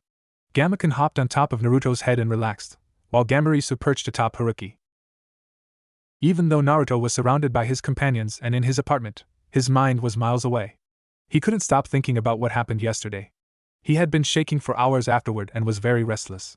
However, the Hokage and Jiraiya had both assumed it was because he was scared of the people who tried to take him. That was only partly true. Naruto had been afraid, but he was also angry. Angry at himself. He was shaking because he felt so helpless in that clearing, surrounded by unknown people. He knew that if that Umbu hadn't shown up, he would have been defenseless against them. He could have tried to fight them with Gamaken, but he knew they would have easily beaten him. He could have tried to run, but he knew they would have easily caught him. He was angry at himself for being so weak. He trained a lot, but it didn't matter in that situation. He realized he didn't know how to defend himself. Naruto ground his teeth in frustration. He had a feeling he wasn't going to get much help in the academy. His sensei, Hamada, had made his feelings toward Naruto very clear on the first day. He would have to increase his own training. He tightly clenched his fists and resolved to never feel that helpless again. He would train harder than he ever had before. He would work himself to exhaustion every night, then he would get back up and do it again the next day. Naruto jumped at the knock on the front door, startled out of his thoughts. Damn it. I've got to relax. I can't be this jumpy. He gently moved Tabi to the other side of the couch and walked to answer the door. He opened the door and saw Jiraiya and a silver-haired man with a mask covering half his face. Naruto thought he recognized that hair and sniffed the air to see if he remembered his scent. His eyes lit up in recognition when he realized who this person was. You're that Umbu from yesterday, Naruto yelled, pointing at the man. The unmasked Umbu rubbed the back of his head and gave Naruto a nice smile, which Naruto thought was weird. He curiously eyed the toad atop Naruto's head but mentally shrugged and answered the blonde instead. Yup. That was me. Naruto, I'd like you to meet Kakashi, Jiraiya introduced. He's been in Umbu for many years, and, as you guessed, he was the one who saved you yesterday. He saw Naruto suppress a frown and filed it away for later. May we come in? Oh yes. Of course. My bad, Naruto said sheepishly. He moved to the side and waved them in. Jiraiya and Kakashi walked into Naruto's apartment and took a seat near the dining room table. After Jiraiya and Hiruzen's first visit to his apartment, Naruto had bought 2 more chairs for his guests. Kakashi looked around the room and recognized all of the animals. He had been watching over Naruto enough to know about his constant companions. So, what brings you guys here? Naruto tentatively asked. Well, we came to talk about what happened yesterday. Jiraiya saw that same dark emotion flash across Naruto's eyes before quickly being suppressed. He went to continue, but Naruto cut him off. Do you know who they were? Why did they try to take me? Jiraiya exchanged a wary glance with Kakashi before answering Naruto's questions. We do, but you don't need to know right now. The Hokage wants to keep this very close to the chest right now. It's complicated. I promise I will tell you in the future, but for now, trust me about this. I also promise you that this will not happen again and that we will protect you. Naruto scrunched up his face, wondering why he couldn't know who those people were. They must have been really important, or maybe it is some classified ninja stuff. I want to know, but Gigi and Jiraiya have never lied to me before. He did say that he would tell me eventually, and I can wait to find out who they are. All I need to focus on getting is stronger right now. Naruto reluctantly nodded Jiraiya, accepting his words. Jiraiya smiled at the boy and continued. Kakashi and I both want to help you learn to defend yourself. We're going to train you, Naruto. Jiraiya saw the boy beam in response, clearly excited to start serious training. As you know, I can't be in the village very often because of my work, so Kakashi will be taking the lead on your training. Nevertheless, I will be here for about another week, so I can get you started on what I want you to learn. I'm going to start teaching you a taijutsu style, Naruto. Most of your classmates who are members of clans have already begun to learn their family's style, and I won't let you be left behind. The style I want you to practice is called Whirlwind style. It's a style that prioritizes speed and overwhelming your opponent with rapid blows. The style's power comes from the speed at which the user strikes. Naruto gave him a confused look. How is that different from just regular strength? Think of it like this, Jiraiya explained. Have you ever been hit by a ball? Naruto nodded. Which hurt more, a slow-moving ball or a fast-moving ball? The fast one. Exactly. The faster-moving object hurt more. This style generates power from moving the punches and kicks moving as fast as possible. These blows won't shatter any bones, but they will still hurt. This style is perfect for you right now. You are already very fast for your age, and you are too small and young to have any real strength in your body. Therefore, we're going to highlight your strengths and hide your weaknesses. Sound good? Yup. Great. Even though I don't use this style myself, I know it very well. My own student developed it, Jiraiya boasted. The Yondaime used this style? Naruto yelled, standing up from his chair in excitement. Oh yeah? He was a master at it. I think you can use it well too. You actually have a pretty similar body type, he said, trying hard to suppress a smirk. Kakashi snorted beside him, happy that his mask covered up his smile. Yada! That's amazing! Kakashi leaned forward to get Naruto's attention and started talking. For me, I am going to teach you some jutsu. Kakashi held up a hand, preemptively silencing Naruto's outburst. But not yet. Right now, we need to work on your chakra control. You've never had any training in controlling your chakra, so we need to tackle that before moving on to jutsu. We're going to start with the leaf sticking exercise and then move on to tree walking when you complete it. Naruto groaned, already knowing this chakra control stuff was going to be really boring. I just want to learn how to shoot fireballs and lightning. Is that too much to ask? Jiraiya clapped his hands together, gaining everyone's attention. Well, it's a beautiful day outside and getting near lunchtime.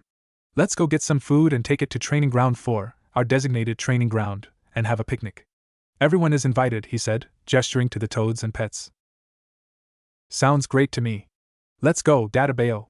Naruto shot up from his chair and grabbed Jiraiya and Kakashi's arms and dragged them out the door.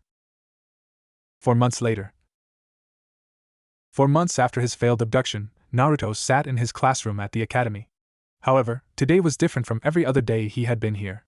This was the first class in a week, and there was a somber atmosphere over the entire classroom. A week ago, Uchiha Itachi had murdered his entire clan in one night. The heinous act sent shockwaves through the village.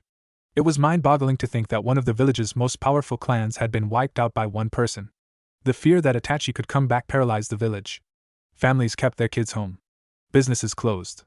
The academy stopped teaching. The only activity was the constant presence of shinobi, running across rooftops policing the village. Still, no matter how much the village wanted to mourn, it had to resume functioning. Konoha tried its best to hide the deep wound it had suffered behind a facade of normalcy. This is why Naruto found himself in the academy a week after the tragedy. He remembered when his Jiji had told him what happened. He couldn't believe it. How could someone kill their whole family? Also, how powerful was Itachi that he could do that? Naruto was determined, though, to try and help Sasuke. I know what it's like to be alone. I'm not going to let him suffer through this by himself. I'm sure he'll be happy to have a friend now, he thought to himself. The door swung open, and the scattered quiet whispering immediately ceased. A disheveled-looking Sasuke walked into the classroom. He had dark bags under his eyes, his messy hair stuck up at odd angles, his clothes were wrinkled, and a scowl was plastered on his face. Hamada reached out to give a reassuring pat on Sasuke's shoulder, but Sasuke brushed by him. The supportive words Hamada had planned to say died on his tongue as he watched the lone Uchiha trudge to his seat. Some students tried to come up to talk to Sasuke as Hamada prepared himself for class, but Sasuke ignored them all. Most took the silence as a sign to leave, but some particularly persistent girls ignored the warning. Eventually, Sasuke snapped and glared at the girls, startling them and scurrying them back to their seats. Maybe now isn't the best time to talk to him. I'll try at lunch, Naruto concluded. Line break. Lunchtime came, and Naruto was busy hunting for Sasuke. Naruto told his friends that he had something he wanted to take care of, and he would talk to them later. He spent the whole lunch period searching for Sasuke but to no avail. No matter where he looked, he could not find the elusive Uchiha. Realizing he would have to wait until after school to find him, Naruto shoveled his lunch into his mouth and returned to his seat. Line break. When the bell rang, signaling the end of the day, Sasuke bolted from the classroom. Naruto tried to catch up to him, but it was in vain. He sighed and contemplated going home and trying tomorrow. No. I said I would do this today. It's not like he will be any different tomorrow. I've got to try and help him, he thought determinedly. Naruto set off, looking around the village to try and find Sasuke. After several hours of searching, Naruto found Sasuke. He was sitting by himself by the side of a river, feet dangling over the water. Naruto smiled, happy he had found him, and walked up to the boy. Hey there, Sasuke. I'm Naruto. We've never really talked before, but we're in the same academy class. Sasuke didn't acknowledge Naruto's presence, but Naruto continued on regardless. Anyway, I'm really sorry about what happened to your family. Naruto grimaced when he saw Sasuke's shoulders tense. Maybe that wasn't the best thing to say. He took a deep breath, deciding it was too late to turn back now. I know what it's like to be alone, and I want to be your friend. No one deserves to be alone, Sasuke. Silence. Hello? Earth to Sasuke? Can you hear me? Silence. Hey, I'm sorry about what I said earlier, that may not have been the best thing to say, but I'm just trying to help. Shut up. Sasuke rounded on Naruto, fury burning in his eyes. I didn't ask for your or anyone's help. Just leave me alone. I don't want or need a friend. All I need is justice. With that, he stood up and stalked away, angrily bumping Naruto as he walked by. Naruto stared incredulously at Sasuke's retreating form. He couldn't believe what just happened. All I wanted to do was help. That jerk. That asshole. Naruto scowled and walked away in the opposite direction of Sasuke. 1 week later. Naruto sat in his apartment, staring down at his table. He was idly flipping a shuriken around in his hand while thinking about the conversation he had earlier that day. Flashback. The sound of fists colliding with wood rang out across Training Ground 4. Naruto was training with Kakashi for the first time in 2 weeks. The Hokage had explained to Naruto that Kakashi was out on a critical mission and would be out of the village for an extended period. It just so happened that Kakashi left the day after the Uchiha massacre happened and returned after Itachi was officially labeled a missing nin. Naruto was no genius, but he was able to connect those dots that Kakashi went after Itachi. Thud. Thud. Thud. Crack-ga! Naruto recoiled, grabbing his now bloody hand. He had punched the training post too hard and split open his knuckles.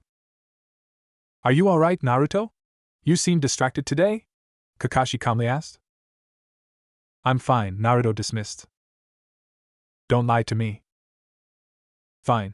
It's stupid Sasuke team. He's such a jerk.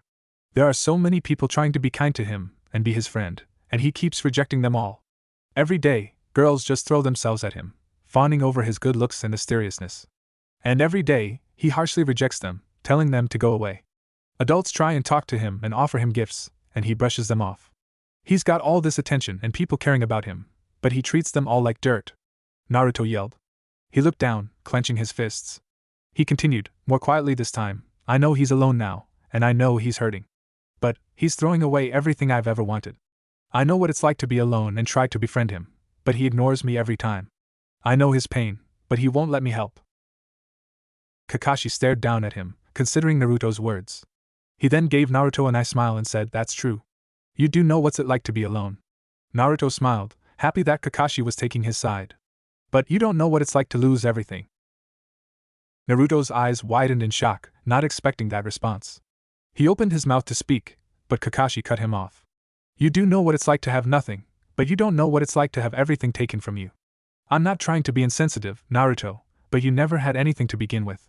I know about your early life, and I'm sorry I wasn't there to help you more. I understand that the Sandaime was the only person you had for a long time, and you clung to him like a lifeline.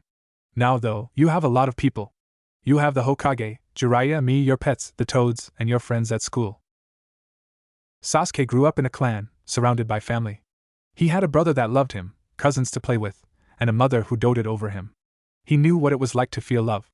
Then, one night, he returns home to see the brother he looked up to had slaughtered his entire family. He had everything stolen from him in one night by the person he loved the most. Naruto was shocked. He had never thought about it like this.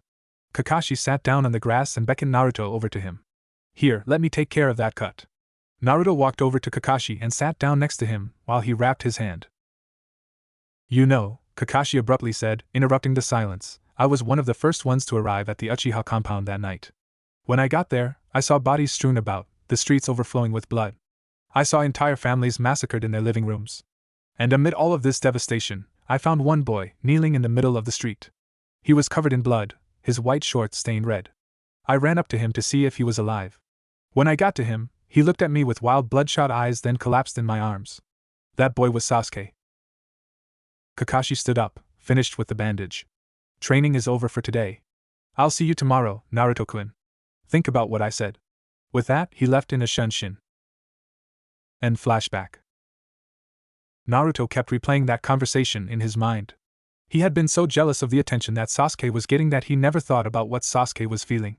He was trying to look at the situation through his own eyes and not Sasuke's. Naruto was interrupted from his musings by a mule to his right. Naruto looked and softly smiled at the two newest additions to his family. 3 months ago, Tabi had given birth to 2 kittens. One was a completely black cat with a white diamond on his head, while the other was completely white with a black diamond on her head. They had just been weaned from their mother, and Naruto was deciding what to do with them. Even though he loved Tabi and cats, he didn't think he could take care of 2 new kittens. As he stared down at the kittens, he was struck by an idea. He bolted out of his chair and raced out the door, intent on enacting his plan. Line break. Sasuke walked around the Uchiha compound in a daze.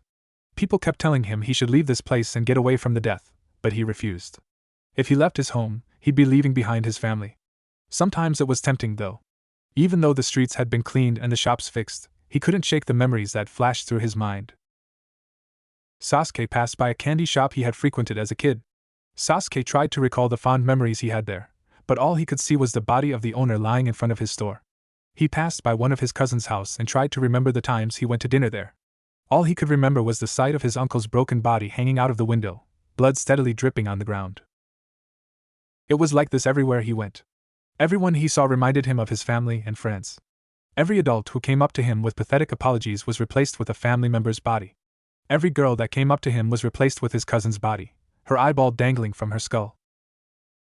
The worst, though, was that stupid blonde Naruto. He came up to him and tried to be his friend, smiling like everything was fine. Didn't he know that everyone he loved died? If he got close to someone again, Itachi would just come back and kill them. And how dare he act like Sasuke should just smile and be okay with what happened? He said he knew what it was like to be alone. Bullshit. He didn't know anything. He didn't know what it was like to walk through an empty compound. Sasuke's internal rant was cut off when he arrived at his house and saw a small cardboard box. Sasuke warily walked up to it, unsure what it was. When he got there, he saw 2 kittens asleep in a box with a note taped to the side. Sasuke picked up the note and read it aloud. No one deserves to be alone. Take care of them. Naruto. Sasuke reread the note and looked down at the box. He was about to throw it away and ignore the box when one of the kittens yawned and woke up. A white kitten looked up at him with wide, innocent eyes and jumped out of the box. It walked over to him and rubbed itself against his leg. Sasuke froze, unused to the feeling. The cat looked up at him with pleading eyes and started to claw at his legs. Sasuke gingerly reached down and picked up the kitten. The kitten, which Sasuke realized was a girl, purred in his grasp and rested her head on his shoulder. Sasuke gaped at the cat, suddenly unsure what to do. After standing frozen for several minutes, Sasuke eventually put the kitten back in the box with her brother, picked it up, and walked inside. As the door closed, Sasuke was unaware that his wounded heart was starting to heal. 6 months after last chapter. In Konoha's training ground 4, 2 people were locked in an intense stare-down. One was a short blonde-haired boy, dressed in a black shirt with a red spiral on the front and back, a pair of blue shorts, and a pair of blue shinobi sandals. Across from him was a tall, lanky man with spiky silver hair. He wore the traditional garb of a Konoha jonin, with the notable exception of a mask covering the lower half of his face and his headband covering his left eye. The two stared at each other, wholly focused on the task at hand. Both were tense, waiting for the other to move. Suddenly a shrill sound rang out, causing both people to relax. On time. 2 minutes with a leaf stuck to your forehead, back of your hands, and the top of your feet. Good job, Naruto. I'd say you've got the leaf balancing exercise down. And since you completed tree walking exercise, I think you've got a good enough grasp on chakra control for now. Naruto grinned, grateful for the praise. He flopped down on the ground underneath the shade of one of the trees surrounding the training ground. Kakashi strode over and sat down next to Naruto, ruffling his hair in congratulations. Thanks, Kakashi-sensei. It feels good to finally be done with that. I can't believe it took me so long to complete it. Don't worry about it, Naruto. Before this, you had never learned to control your chakra. Naturally, this would take a while. That and the fact that you have massive chakra reserves, Kakashi internally amended. He was unable to gauge how much chakra Naruto had accurately, but he knew it was almost as much as his own. It's probably the only benefit of being a Jinchuriki, Kakashi thought sadly. He wished he could talk to Naruto about his status as a Jinchuriki, but the Sandaime had been very clear that it was not his place. The Hokage had said he would personally tell Naruto about his burden when he became a genin. Frankly, Kakashi thought that was a bad idea. Naruto had plenty of time right now to train with the Kyuubi's chakra. Once he became a genin, he would be busy with missions and team training. He would not have much time for something as sensitive as Jinchuriki training. Well, no use dwelling on that now, Kakashi thought. I can't change the Sandaime's mind or do anything about it right now, so I'll just focus on training Naruto the best I can. Alright, Naruto, now we're going to move on to the next stage of chakra manipulation. Naruto groaned in response, not looking forward to more boring chakra work.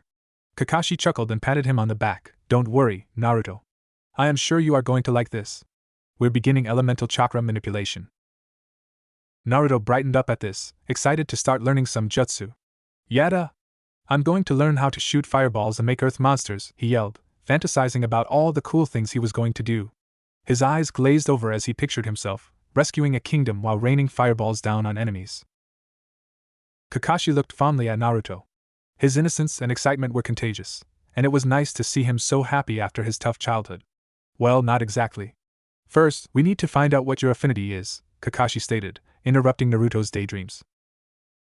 Naruto blinked twice, then looked at Kakashi questioningly. How are we going to do that? Kakashi pulled out a small, white piece of paper from his pouch and held it up. You're going to channel chakra through this piece of paper, just like you would for one of your summoning seals. The paper will react to your chakra, and it will show us what your natural affinity is.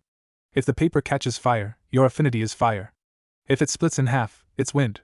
If it wrinkles, it's lightning. If it turns into dirt and crumbles to the ground, it's earth. Finally, if it becomes wet, it's water. Got it? Naruto nodded, figuring it was simple enough. He took the piece of paper from Kakashi, anxious to find out what his element was. He channeled chakra through the seal with bated breath. The paper immediately split in two, but then, after a second, both sides crumbled into dirt and fell to the ground. Naruto stared, wide-eyed at the ground, processing what he saw. Beside him, Kakashi gave a thoughtful hum and stroked his chin. Well, it seems like you have two affinities, Naruto. It is common for shinobi to develop a second affinity as they get older and use more jutsu, but it is rare to have two elements at the beginning of your career. It looks like wind is your primary affinity, and earth is your secondary. And I've got to say, those are two outstanding elements. You have the best offensive element, wind, and the best defensive element, earth. Naruto beamed, excited that he had two great affinities. I'm going to be amazing, Databeo. 2. Alright. On to the next step. Kakashi clapped his hands together and stood up. He reached up and plucked two leaves off the tree they were sitting under. He handed one to Naruto and kept the other one for himself. Kakashi held the leaf up in front of him so Naruto could see it, and explained, We're going to start with the first step of wind chakra manipulation because that is your primary affinity. The goal of this exercise is to split the leaf in half using only your chakra. Kakashi demonstrated by neatly splitting his leaf in half. Naruto looked up at Kakashi quizzically. Do you have a wind affinity too, Kakashi-sensei? Nope. My primary affinity is lightning, but I know how to channel wind chakra. Your elemental affinity does not mean you can only use that element. It just means that that element will be the easiest one for you to control and master, but it does not mean that it is the only element you can use. It will dictate which element is your specialty, but with enough training, you can adequately use all elements. I know jutsu from all 5 elements, but lightning is my strongest. That's not to say you cannot master jutsu from other elements. For example, the Sandaime is known as the professor because he mastered all documented jutsu in Konoha. Does that make sense? Naruto nodded in understanding. So, it will be easiest for me to learn wind and earth jutsu, but I can still learn jutsu from other elements. Exactly. Now let's see you try and split that leaf. Naruto looked down at his leaf and gripped it with both hands. He stared intently at it and channeled his chakra through the leaf. He pictured his chakra slicing through the leaf like a knife. After a second, a tiny cut appeared at the top of the leaf. Naruto scrunched up his face in frustration and tried again, but this time nothing happened. Darn it! He grumbled. Don't get frustrated, Naruto. This will take some time. Mastering elemental chakra is more challenging than regular chakra. Try and make your chakra as sharp and compact as possible to cut the leaf. However, don't forget about your other training. You've improved with the whirlwind style. You have gotten faster, your balance is improving, and you are slowly getting stronger. Learning jutsu is exciting, but sometimes the most effective way to win a fight is to get in close and use taijutsu. Never forget that the simplest and quietest way to kill someone is a kunai to the head. Naruto nodded in understanding and turned back to his leaf, determined to split it. Before Naruto turned his attention back to the leaf, Kakashi spoke again. Alright. I'm going to another training ground to do some special, private, Kakashi-only training. I'll be back in a couple of hours to check in on you. I'll see you in a bit, Naruto. Kakashi gave an eye smile to Naruto, who returned it with a smile of his own. Kakashi turned and walked out of the clearing. He needed to do some training of his own. The Sandaime had been very adamant about that. He didn't know what exactly was going on, but he knew things were with IWA were tense. The Hokage was keeping it on a strictly need-to-know basis. However, Kakashi was privy to more information than most since he was the one who fought the potential IWA kidnappers. He didn't know what would happen, but he knew he would be needed. Kakashi threw one last glance at Naruto over his shoulder before leaving. He was determined to be strong enough to protect Naruto. Line break. After several hours of training, Naruto decided to head home. As he walked away from the training ground, Naruto reflected on his relationship with Kakashi. They had been training together for about 9 months and had grown closer during that time. In the beginning, Kakashi seemed somewhat distant from him, like there was some type of wall between them. Sometimes he would catch Kakashi giving him a strange look, but he would wave away his concerns whenever he asked him about it. It was different from the looks that Naruto was used to getting, though. Kakashi did not look at him with disdain or fear like most of the villagers did. On the other hand, he looked at him with a sad, almost wistful gaze. Naruto didn't really understand why his sensei looked at him this way sometimes, but it was a significant improvement from his other interactions with adults. However, over time, that began to change, and the emotional barrier started to come down. Naruto did not know exactly when things changed, but it was gradual. Kakashi became more approachable and seemed to relax around Naruto. He started walking Naruto home after training. Then he started staying for dinner. Then he started spending time with Naruto outside of training. He even introduced Naruto to his pack of Niken, whom Naruto loved, and taught him how to shop appropriately and balance his budget. Gradually, Kakashi transformed from just being Naruto's sensei to nearly an older brother figure. The only thing that stopped Naruto from seeing Kakashi as a father figure was that role was firmly taken by the most important man in his life, his Jiji. Naruto idolized the Hokage and deeply treasured him. His Jiji was the first person to take Naruto out of the pit of loneliness that was his life and show him that people cared about him. The rushing sound of water and the caw of a seagull abruptly interrupted Naruto's musings. Naruto looked around and recognized that he was almost halfway home. He had been so lost in thought that he wasn't paying attention to his surroundings. As Naruto took in where he was, he realized that he was next to the river where he had his disastrous introduction with Sasuke. Luckily, things had changed between the two. As Naruto resumed walking home, he thought about the first time he and Sasuke had spoken after that heated conversation. Flashback. 1 week after Naruto snuck into the Uchiha compound and left Tabi's 2 kittens on Sasuke's doorstep, he and Sasuke finally talked. Naruto was standing outside of the academy, chatting with his friends after school ended. Out of the corner of his eye, Naruto saw Sasuke standing just outside his friend group. He tried to act like he wasn't paying attention to them, but he kept glancing uncertainly at Naruto. It had been like this all week. Sasuke hadn't come up to Naruto to thank him or berate him for his gift, but he seemed uncharacteristically nervous. Sometimes Naruto would see Sasuke walk towards him and turn around right before he got within speaking distance. Naruto noticed that Sasuke bailed on talking to him every time he was with his friends. Naruto had tried to let Sasuke come about on his terms, but Naruto decided that Sasuke may need a little nudge to get started. Hey guys. I'm gonna head back home. I'm pretty sure I forgot to leave some extra food out for Tabi this morning, and you guys know how temperamental she can be. See you tomorrow? Sure, Choji answered, smiling in between bites of chips. Why yes, of course Naruto-kun. Tell Haruka and Tabi I say hello, Hinata said. Shikamaru looked at Naruto with narrowed eyes. He knew that Naruto never forgot something when it involved his animal companions. He adored them too much for that. Whatever. It's too troublesome to figure out. If it were anything serious, I'm sure he'd tell us, Shikamaru thought before lazily waving goodbye to Naruto. Naruto gave one last smile and waved before turning around and walking towards the street. However, before he left, he made sure he made eye contact with Sasuke. Once Naruto was sure he had Sasuke's attention, he gave a slight jerk of his head, signaling for Sasuke to follow him. After a minute of walking, Naruto stopped and waited. Just as he suspected, Sasuke was walking after him. He was looking everywhere but at Naruto, but eventually, Sasuke stopped in front of him and looked up. "Hi," Sasuke stated. "Hey Sasuke. How are you?" Naruto replied before immediately grimacing internally. "Stupid! How do you think he is?" He prepared himself for a similar reaction to the last time they spoke, but, instead, he noticed Sasuke look down. Sasuke shuffled his feet for a second, then took a deep breath. "Thank you," he muttered, still looking at the ground. "You're welcome," Naruto replied, not bothering to ask what he was talking about. It was obvious there was only one thing he would be thanking him for. "And I'm sorry I blew up at you last time. I know you were just trying to help, but I don't know. You didn't deserve that." "It's okay, and I'm sorry too.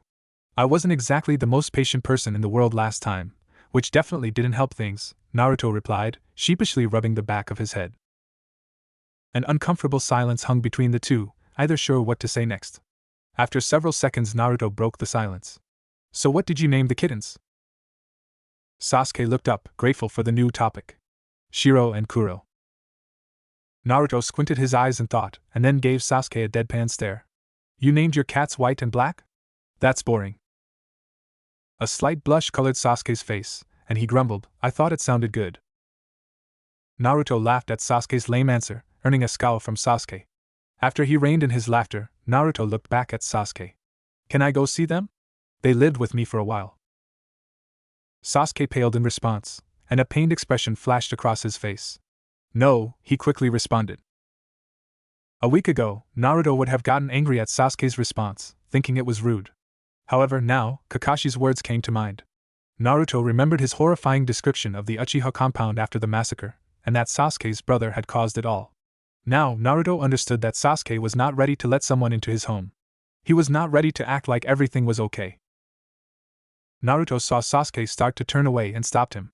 "Would you like to come to my apartment and meet Shiro and Kuro's mom? She's my cat." Sasuke paused, uncertain of what to say. On the one hand, he was still hurting and was not fully ready to get close to someone. On the other hand, he did not want to go home. He refused to move away from his clan's compound, but the memories still caused him a lot of pain. The more time he spent away from that place, the better. After a minute of deliberation, Sasuke relaxed and nodded at Naruto. "Yeah. That'd be nice." Naruto grinned and gestured for Sasuke to follow him. The two walked in silence, but it was different than before. There was no underlying tension or uncomfortableness. Instead, there was an amicable silence between them. After several minutes of walking, the two climbed the stairs to Naruto's apartment. Naruto pulled the key from his pocket, unlocked the door, and pushed it open. Once the door was fully open, Sasuke gave a cursory look around Naruto's apartment. It was a relatively clean place. There was a small dining table with 4 chairs around it on the left side of the room. The dining area was directly in front of the modest kitchen, complete with a refrigerator, a sink, a gas stove, an oven, and several cabinets surrounding the room. There was a hallway that Sasuke assumed led to Naruto's room and a bathroom next to the kitchen. To the right of the hallway was Naruto's living room.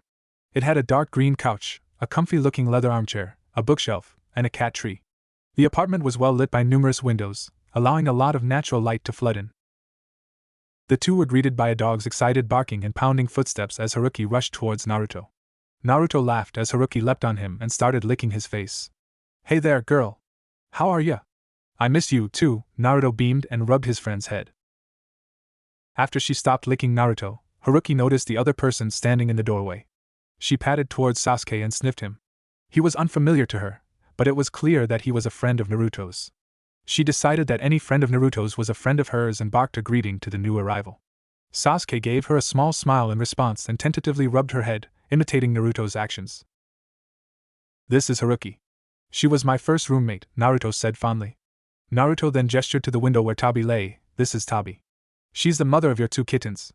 Sasuke saw the cat basking in the light and noticed that she looked very similar to his 2 pets. Awakened by the introduction, Tabi arched her back and stretched. She then gracefully leapt down from the ledge and walked over to the Naruto and Sasuke. She rubbed her head against Naruto's legs in greeting, then turned her attention to Sasuke. She walked around him several times and took in his scent. After several moments, she seemed to recognize her 2 children's scent and walked closer to Sasuke. She rubbed her face against his leg and purred, knowing that this was the person taking care of her two kittens. Sasuke cautiously reached down and rubbed her head, eliciting an even louder purr. He decided to take a risk and gently reached down and picked Tabi up. She accepted his action and nestled herself into the crook of his neck. Wow! That's the best she's ever done with a new person. You should have seen what she did to Hinata the first time she came here. I don't know what set her off, but she refused to let Hinata within 6 feet of her. You should have seen Hinata's face. She looked like she was going to cry, Naruto joked. Sasuke gave a small smile and grunted in response, acknowledging Naruto's statement, but not wanting to disturb the now napping Tabi. Naruto noticed that Tabi was asleep on Sasuke's shoulder. Well, I guess you can't leave now. Want to stay for a bit? I can make us a snack? Naruto offered. Sasuke nodded and sat down at Naruto's small table. Naruto walked into the kitchen and went about preparing some food. After some time, he returned to the table with some freshly prepared onigiri. 3. Sasuke inclined his head in gratitude and took one of the offered snacks. After about 30 minutes, Sasuke carefully removed Tabi from his shoulder and set her on the ground. I have to get going. I need to get back to my home to take care of Shiro and Kuro. Naruto smiled. All good, Sasuke. Tell them I say hi. Sasuke nodded and stood up. He walked to the door but stopped after several steps and turned around. Thank you, Naruto, he said, this time making eye contact with Naruto. Naruto understood that those 3 words held a lot of meaning. This time he wasn't just thanking him for the kittens or the food or because he felt like he had to. This time, he really meant it. Naruto kept eye contact with Sasuke and smiled. Anytime, he said with conviction. Sasuke's eyes widened for a brief moment before giving a soft smile in response and nodding his head. He then turned around and left Naruto's apartment. End flashback. After that day, Naruto and Sasuke slowly began to develop a strong bond. They frequently trained together, which allowed both of them to prosper. Naruto finally had someone his own age and skill level to spar against, and Sasuke had someone to test his skills against. Even though their relationship was very different from a typical 9-year-old friendship, it worked for them. When Naruto was with his other friends, he would play, laugh, and joke with them. Sasuke was not at that stage yet. He would rather sit in silence in Naruto's apartment and do his homework while Naruto played with Haruki. Naruto knew that Sasuke was damaged from the night his family was murdered, and he learned to let him come along at his own pace. Naruto knew that Sasuke appreciated having a place other than his clan compound to go to, so Naruto gave Sasuke a place to escape when he needed it.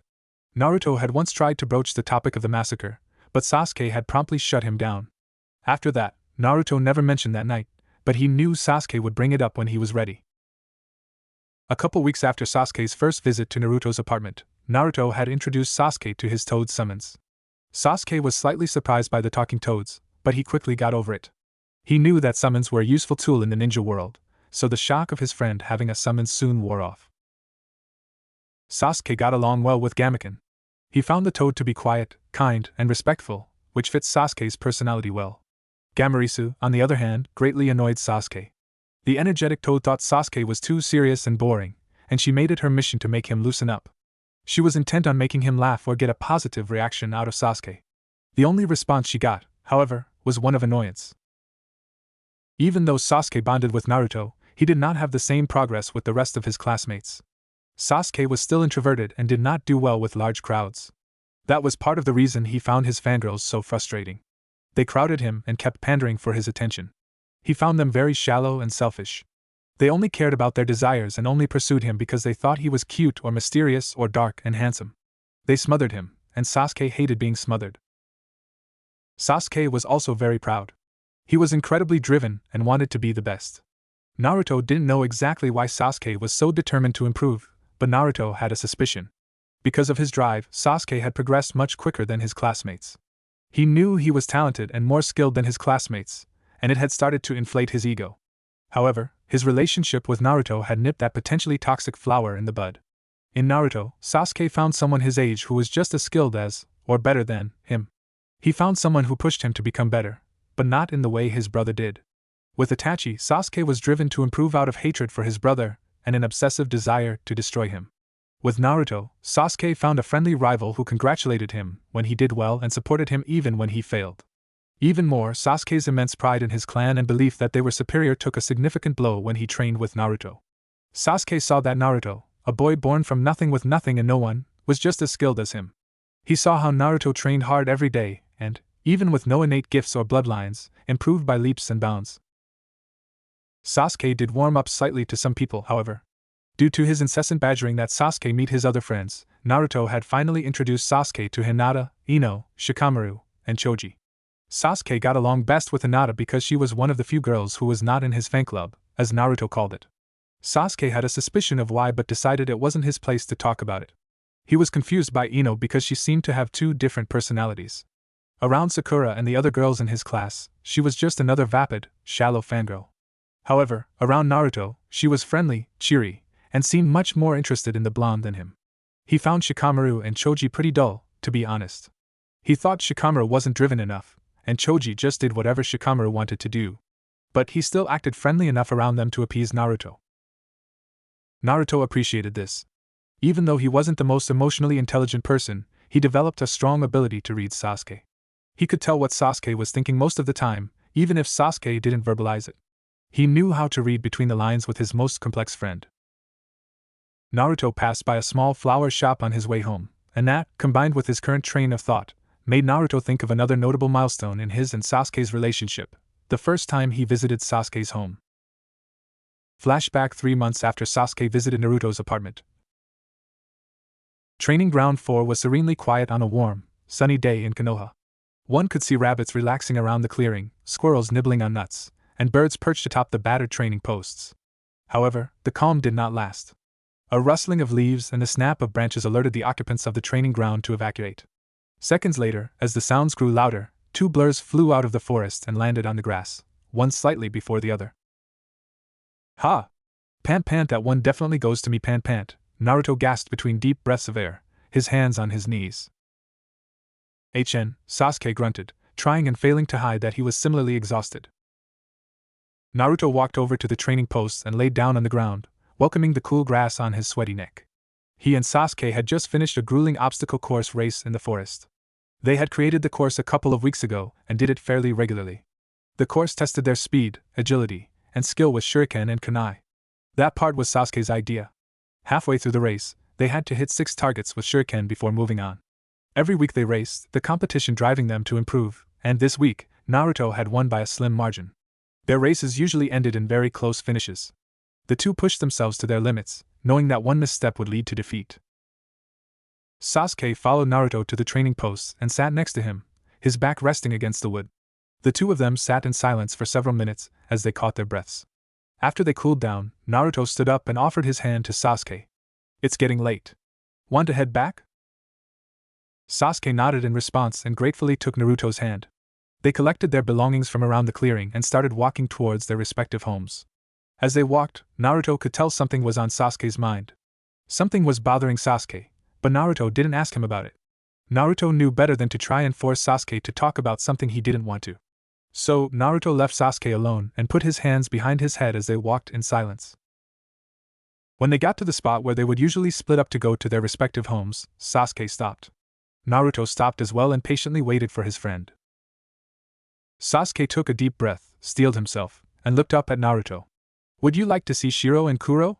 They've grown a lot over the past couple of months." Naruto's eyes widened for a brief moment, but he quickly suppressed it. Naruto knew what Sasuke was asking. He was asking him if he would over to his home. To the Uchiha compound. Naruto knew that no one had been there since that night, so this was a big step for Sasuke. "Of course. Sounds great." Naruto beamed in response. Sasuke nodded in reply and gestured for Naruto to follow him. It only took them 6 minutes to reach the Uchiha compound. Naruto took in the massive gates emblazoned with the cool symbol that Sasuke always wore on the back of his shirt, which Naruto learned was the Uchiha clan symbol. Sasuke reached into his pocket and pulled out a shiny, new-looking key. He walked up to the gate and inserted the key into the lock and turned it, causing the gate to make a loud sound as it unlocked. "I had the Hokage put in this lock. Usually, we would have guards outside, but after that night," Sasuke said, trailing off at the end. Naruto nodded in understanding, knowing what he was referring to. Sasuke pushed open the gate, and they entered the empty compound. The first thing Naruto noticed was that it was very clean. There was no trash, the windows were spotless, the gardens were well kept, and there were no signs of any weeds. It was clear to Naruto that Sasuke was taking exceptional care of the Uchiha compound. The next thing that Naruto noticed was how eerily quiet it was. The only thing he could hear was the wind whistling between the buildings, the rattling of the shutters on the windows, and the clack of his and Sasuke's footsteps. Naruto noticed Sasuke tense next to him, and he promptly started speed walking towards his house. Naruto quickened his pace to catch up to Sasuke. He didn't have much time to take in his surroundings, but Naruto did notice one thing that kept popping up. In front of most of the buildings and homes, there were little stone plaques on the ground surrounded by flowers. Naruto passed by most of them too quickly to read what they said, but when they turned a corner, Naruto slowed down enough to read what one of them said: Shurusui Uchiha, Marui Uchiha, Kotetsu Uchiha. For Naruto saw that the flowers around this plaque all looked new and freshly bought. But before Naruto could ask Sasuke about it, they arrived at his home. Sasuke opened the door to his house and flicked on the lights. Wow! Sasuke's place is a lot cleaner than my own, Naruto thought before looking at the picture beside the door atop a small table. It was a picture of Sasuke's family when he was young. In the middle of the photo was a tall, dark-haired man with a solemn expression. To his left stood a kind-looking woman with a warm smile and long dark hair. To her left was a young Sasuke, probably around 6 years old. He was smiling broadly at the camera and seemed so happy to be with his family. To his father's right, there was a tear in the picture. It looked like a quarter of the photo had been ripped out. Naruto had a guess as to who used to be there and why it was ripped out. The scuttling of tiny feet alerted Naruto that they weren't alone in the house. A white cat with a black dot on her forehead gracefully leapt down the stairs and padded up to Sasuke. A slightly larger black cat with a white dot on his forehead lazily walked around the kitchen corner. The black cat, Kuro, slowly walked over to Sasuke and plopped down in front of him. The white cat, Shiro, excitedly made her way over to Sasuke and rubbed her face against his leg, purring loudly. Sasuke knelt down and let Shiro rub against his leg while he reached out and scratched Kuro's belly. Naruto smiled fondly at the interaction and watched as the tension seemed to melt away from his friend's shoulders. Naruto, this is Shiro and Kuro, Sasuke said without turning his head. Naruto decided not to remind Sasuke that he was the one who raised the kittens and knelt down next to them. He reached over to Shiro and scratched her behind the ear, eliciting a purr. It's good to see these guys again. And thank you for inviting me in. You have a nice place, Naruto finished, somewhat lamely. After several minutes, Naruto decided to ask Sasuke about the plaques he saw outside. So, Sasuke, what were those stone things outside with the flowers around them? Did you make those? Sasuke tensed, and Naruto thought he wasn't going to answer him. However, after several moments, Sasuke said, they're memorials, and yes, I did make them. I put them in front of the houses where my clansmen lived. It's a way for me to remember who lived where and to keep their memories from fading. I get new flowers every other week from the forest behind my house. That's really nice, Sasuke. Sasuke grunted, unsure of what to say. After a couple more minutes of silence, Sasuke stood up and turned to Naruto. I think I'm going to take a shower, he stated, slightly awkwardly. Naruto took the hint that Sasuke wanted him to leave and stood up. He had honestly expected Sasuke to have done this earlier, and he was pleasantly surprised he had stayed this long. Deciding to brighten the mood before he left, Naruto grinned at Sasuke. Good. You smell really bad, he joked. Sasuke gave a small scowl and replied before turning it into a slight smirk. Whatever. I can wash away the smell. You can't wash away being short. With that, he abruptly turned and walked up the stairs, the kittens following closely behind him. Naruto stood in the doorway, dumbfounded with his mouth slightly open. I think that was the first joke I've ever heard Sasuke say, he thought before grinning. He turned to the door and left, happy that his strangest friend was improving. End flashback.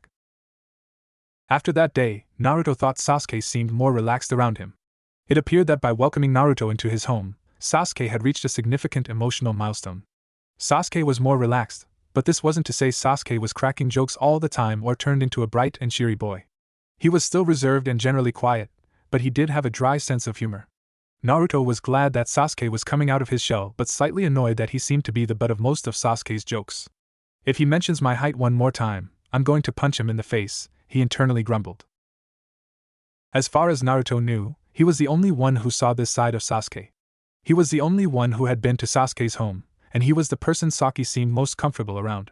Naruto didn't exactly know why, but Sasuke was extremely reluctant to get close to people. He struggled with letting people in, and it took a long time for him to consider someone a friend. The only reason Naruto was his friend was that Naruto was too stubborn to give up. He was determined to be Sasuke's friend and to make sure he didn't drown in the pit of loneliness that Naruto knew all too well. After his leisurely stroll, Naruto finally arrived at his apartment. He opened the door and was greeted by the excited bark of Haruki, causing Naruto to smile. He closed the door behind and went inside to relax. He was going to go to bed early tonight so he could get an early start tomorrow. I'm going to split that leaf, Databeo.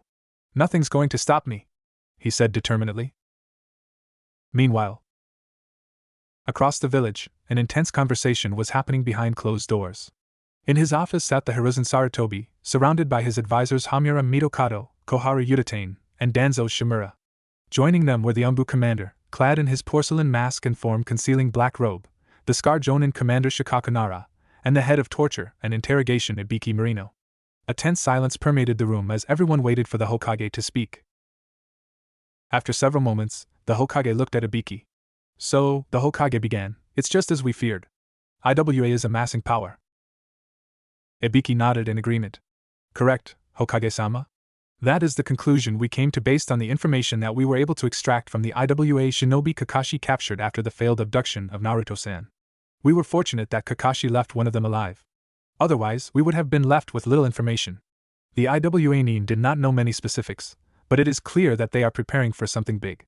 IWA is increasing the rate at which students graduate from their ninja academy, greatly increasing their forces. They are also stockpiling weapons and ninja tools, and they have increased border patrol missions.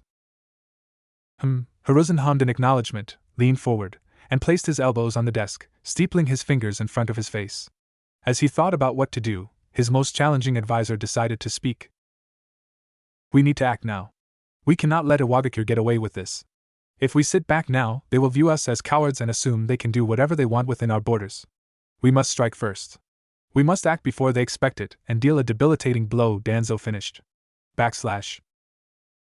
Another silence filled the room as Hiruzen took his time to analyze the reactions of all those present. It seemed that Koharu was in agreement with Danzo on this, Ibiki and Hamura seemed hesitant, Shikaku clearly did not think this was a good idea, and the Umbu commander was impossible to read. Stupid masks, Hiruzen grumbled internally before straightening up. He had anticipated Danzo would suggest something like this, but he had already made up his mind before the meeting was called. No. We will do no such thing. Hiruzen held up his hand to cut off Danzo's retort, and continued speaking. Right now, Konoha is in a precarious state.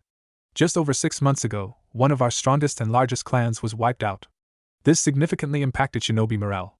We are also just now getting back to the quantity of shinobi we had before the Kyuubi attack. That night alone cost us losses similar to the casualties from the Third Shinobi World War.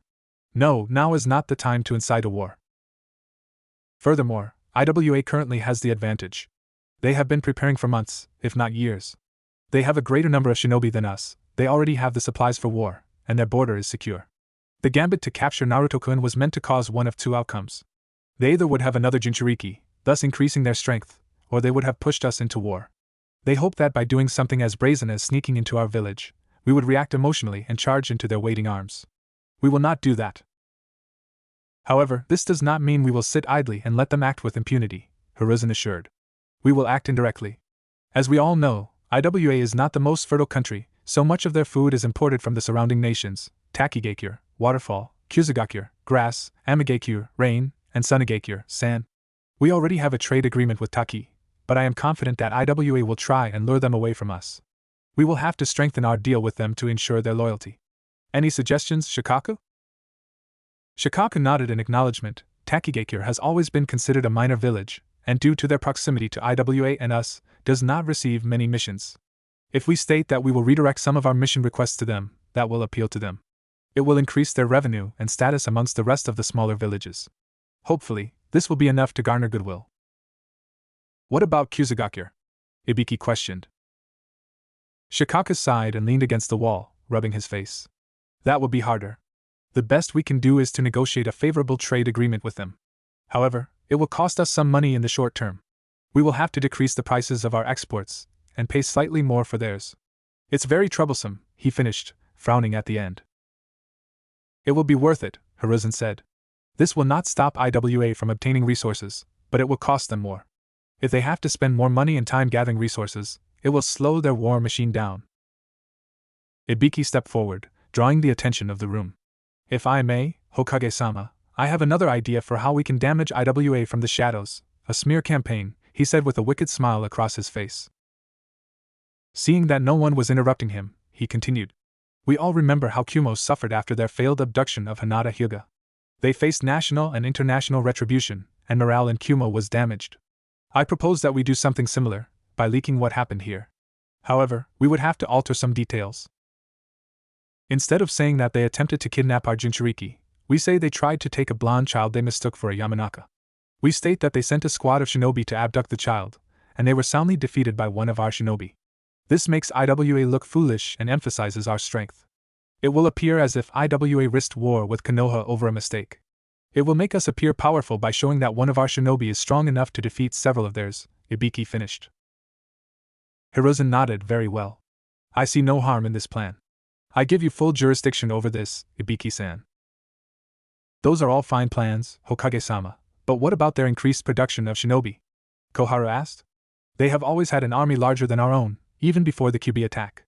If they have, in fact, increased the rate at which shinobi graduate from their ninja academy, their army will dwarf our own. Quality over quantity, declared the distorted voice of the Anbu commander. What? Koharu jerked back, startled by the eerie reply from the usually silent commander. Konoha has always thrived on the quality of its shinobi, not how many there are. Agreed, Hiruzen added, knowing that his subordinate was not going to elaborate any further. We will not increase the rate at which students graduate from the academy. Instead, we will make sure that one of our shinobi is just as good, if not better, than two of theirs. Our elites will have to be even more skilled than before. Speaking of skilled shinobi, Danzo cut in. I believe we should discuss our plans for the Jinchuriki and the last Uchiha. Hiruzen scowled in response, knowing exactly where this was going. It is clear that those two have the makings of exceptional shinobi. The Uchiha is reported to be a prodigy. He is not on the levels of his brother, but he is talented nonetheless. The Jinchuriki is growing at an impressive rate under Hataki's tutelage. I propose that we have them graduate early and be put on a team together. That way, they can gain valuable experience and further hone their skills.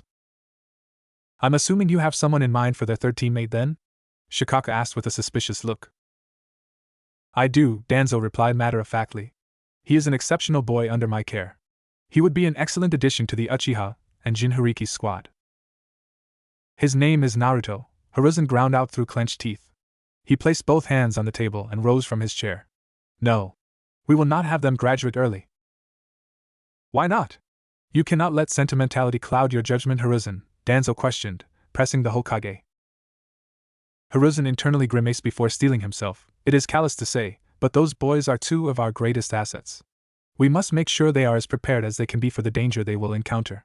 We already saw that IWA was willing to attempt to abduct Naruto from right outside the village. If we put two important shinobi on the same team and send them out into the world, they will be targeted by powerful forces. Hiruzen detested objectifying Naruto like this, but he knew that he would have to speak Danzo's language to win over the others in the room. The truth is, he did want his grandson to be as trained as possible before he became a ninja, but he also wanted him to enjoy his time as a child. He knew that Naruto had a terrible childhood, rife with loneliness, betrayal, and sadness. Now, he saw that Naruto had several friends and seemed to thoroughly enjoy his time at the academy. He did not want to take that away from him just to thrust him into a world of bloodshed and death. Hiruzen took a deep breath to calm himself and continued. As you mentioned, Danzo, Naruto is learning from Kakashi. I will tell Kakashi to increase their training, and I will encourage Naruto to bring Sasuke along occasionally so he can learn as well. Is that agreeable? Everyone in the room except Danzo nodded, who narrowed his eye at Hiruzen in frustration. The Hokage met his gaze unflinchingly, not backing down. After noticing that everyone else in the room agreed with the Hokage's plan, he relented. Danzo gave a curt nod, earning a triumphant look from Hiruzen. Very well then. I think that is enough for now. We have much to do. Dismissed, Hiruzen stated before sitting down. As everyone turned to leave, Hiruzen spoke up one last time. Oh, Danzo. I almost forgot, he began. Danzo paused on his way to the door and looked over his shoulder. It is Hokage-sama to you. Don't make me remind you again, he chided with a sly smirk. Danzo's lone eye narrowed in anger and stormed out of the room, leaving a quietly chuckling Hiruzen behind. 6 months later. It was an overcast day in Konoha, and Naruto sat in Training Ground 4, waiting for Jiraiya to arrive. He was getting rather impatient the longer he waited. Naruto was used to Kakashi arriving an hour late and giving some lame excuse, but this was different than waiting for Kakashi. He knew Jiraiya was taking a long time because he was preparing some elaborate, over-the-top entrance. That was why he had a special present prepared for when Jiraiya finally showed up. 15 minutes later, a large puff of smoke signaled Jiraiya's arrival. Behold! It is I, the magnificent, handsome, gallant, and ACK. Jiraiya was abruptly cut off when a balloon filled with bright orange paint struck him in the face. Ha ha! Naruto gleefully laughed. His Gigi had told him Jiraiya would be back in the village today and meet him at Training Ground 4, so Naruto had prepared this little surprise the night before. He knew the throw had to be fast and accurate, which is why he had boosted the throw with a bit of wind manipulation. His aim had been spot on and had hit Jiraiya square in the face. Jiraiya slowly wiped the paint off his face and glared at his cackling godson. He signaled to the toad he was standing on to hit Naruto. The toad obediently whipped out its tongue, grabbed Naruto, and flung him across the clearing ground, earning a shriek from the blonde. I was going to teach you something, kid, but just for that, let's see how your taijutsu is first, Jiraiya said with a devilish smile on his face. Naruto paled in response, knowing this was not going to be fun for him. Naruto and Jiraiya walked to the middle of the training ground. Jiraiya stood tall with his arms crossed in front of his chest and a cocky smirk on his face, while Naruto settled into the whirlwind-style stance. The stance was fairly loose, allowing for Naruto to move suddenly and quickly. His feet were a little wider than shoulder-width apart, his right foot slightly behind his left, and his weight was shifted to the balls of feet. His left arm was raised defensively in front of his chest, with a relaxed, open hand ready to deflect any blow that came his way. Finally, his right arm was cocked back with a close fist, prepared to lash out with a quick strike. Naruto took a deep breath, knowing that he would have to make the first move. After several seconds, Naruto launched himself at Jiraiya. Naruto flew through the air and fired a leaping right kick at Jiraiya's side. Jiraiya easily blocked the blow, but Naruto had expected that. Using his flexibility, he twisted his leg so that the sole of his foot was pressed against Jiraiya's arm, and used this as a springboard to push himself backward. Once he touched the ground, Naruto was off again. He quickly closed in on Jiraiya and threw a left straight at Jiraiya's midsection. As Jiraiya went to block the strike, Naruto pulled back the strike at the last second and transitioned into a spinning right elbow. He spun around Jiraiya's side and connected with a solid blow to the ribs, causing Jiraiya to grunt in pain. Naruto followed up his elbow with a leg sweep but did not have the same success. When Naruto's smaller leg struck Jiraiya's bigger one, the older man hardly budged. Jiraiya smirked down at Naruto and lashed out with a hard kick to the ribs, sending him flying across the clearing. Naruto rolled across the clearing, finally coming to a stop when his back collided with a tree. Stupid big, ugly old men, he grumbled as he stood up. He took another deep breath and readied himself for another attack. He pushed off the ground, producing a small cloud of dirt from his sudden acceleration. He ran in a serpentine pattern towards Jiraiya, trying to keep him off balance. When he got close enough to Jiraiya, Naruto threw several quick jabs at Jiraiya. Jiraiya blocked each of them, but he had to put in more effort than before. The blows weren't especially powerful, but they were very fast. As Jiraiya was distracted by blocking his punches, Naruto lashed out with a swift kick to the back of Jiraiya's knee. The kick connected, causing Jiraiya's knee to buckle. Naruto saw he had an opportunity, and decided to go for a risky but powerful move.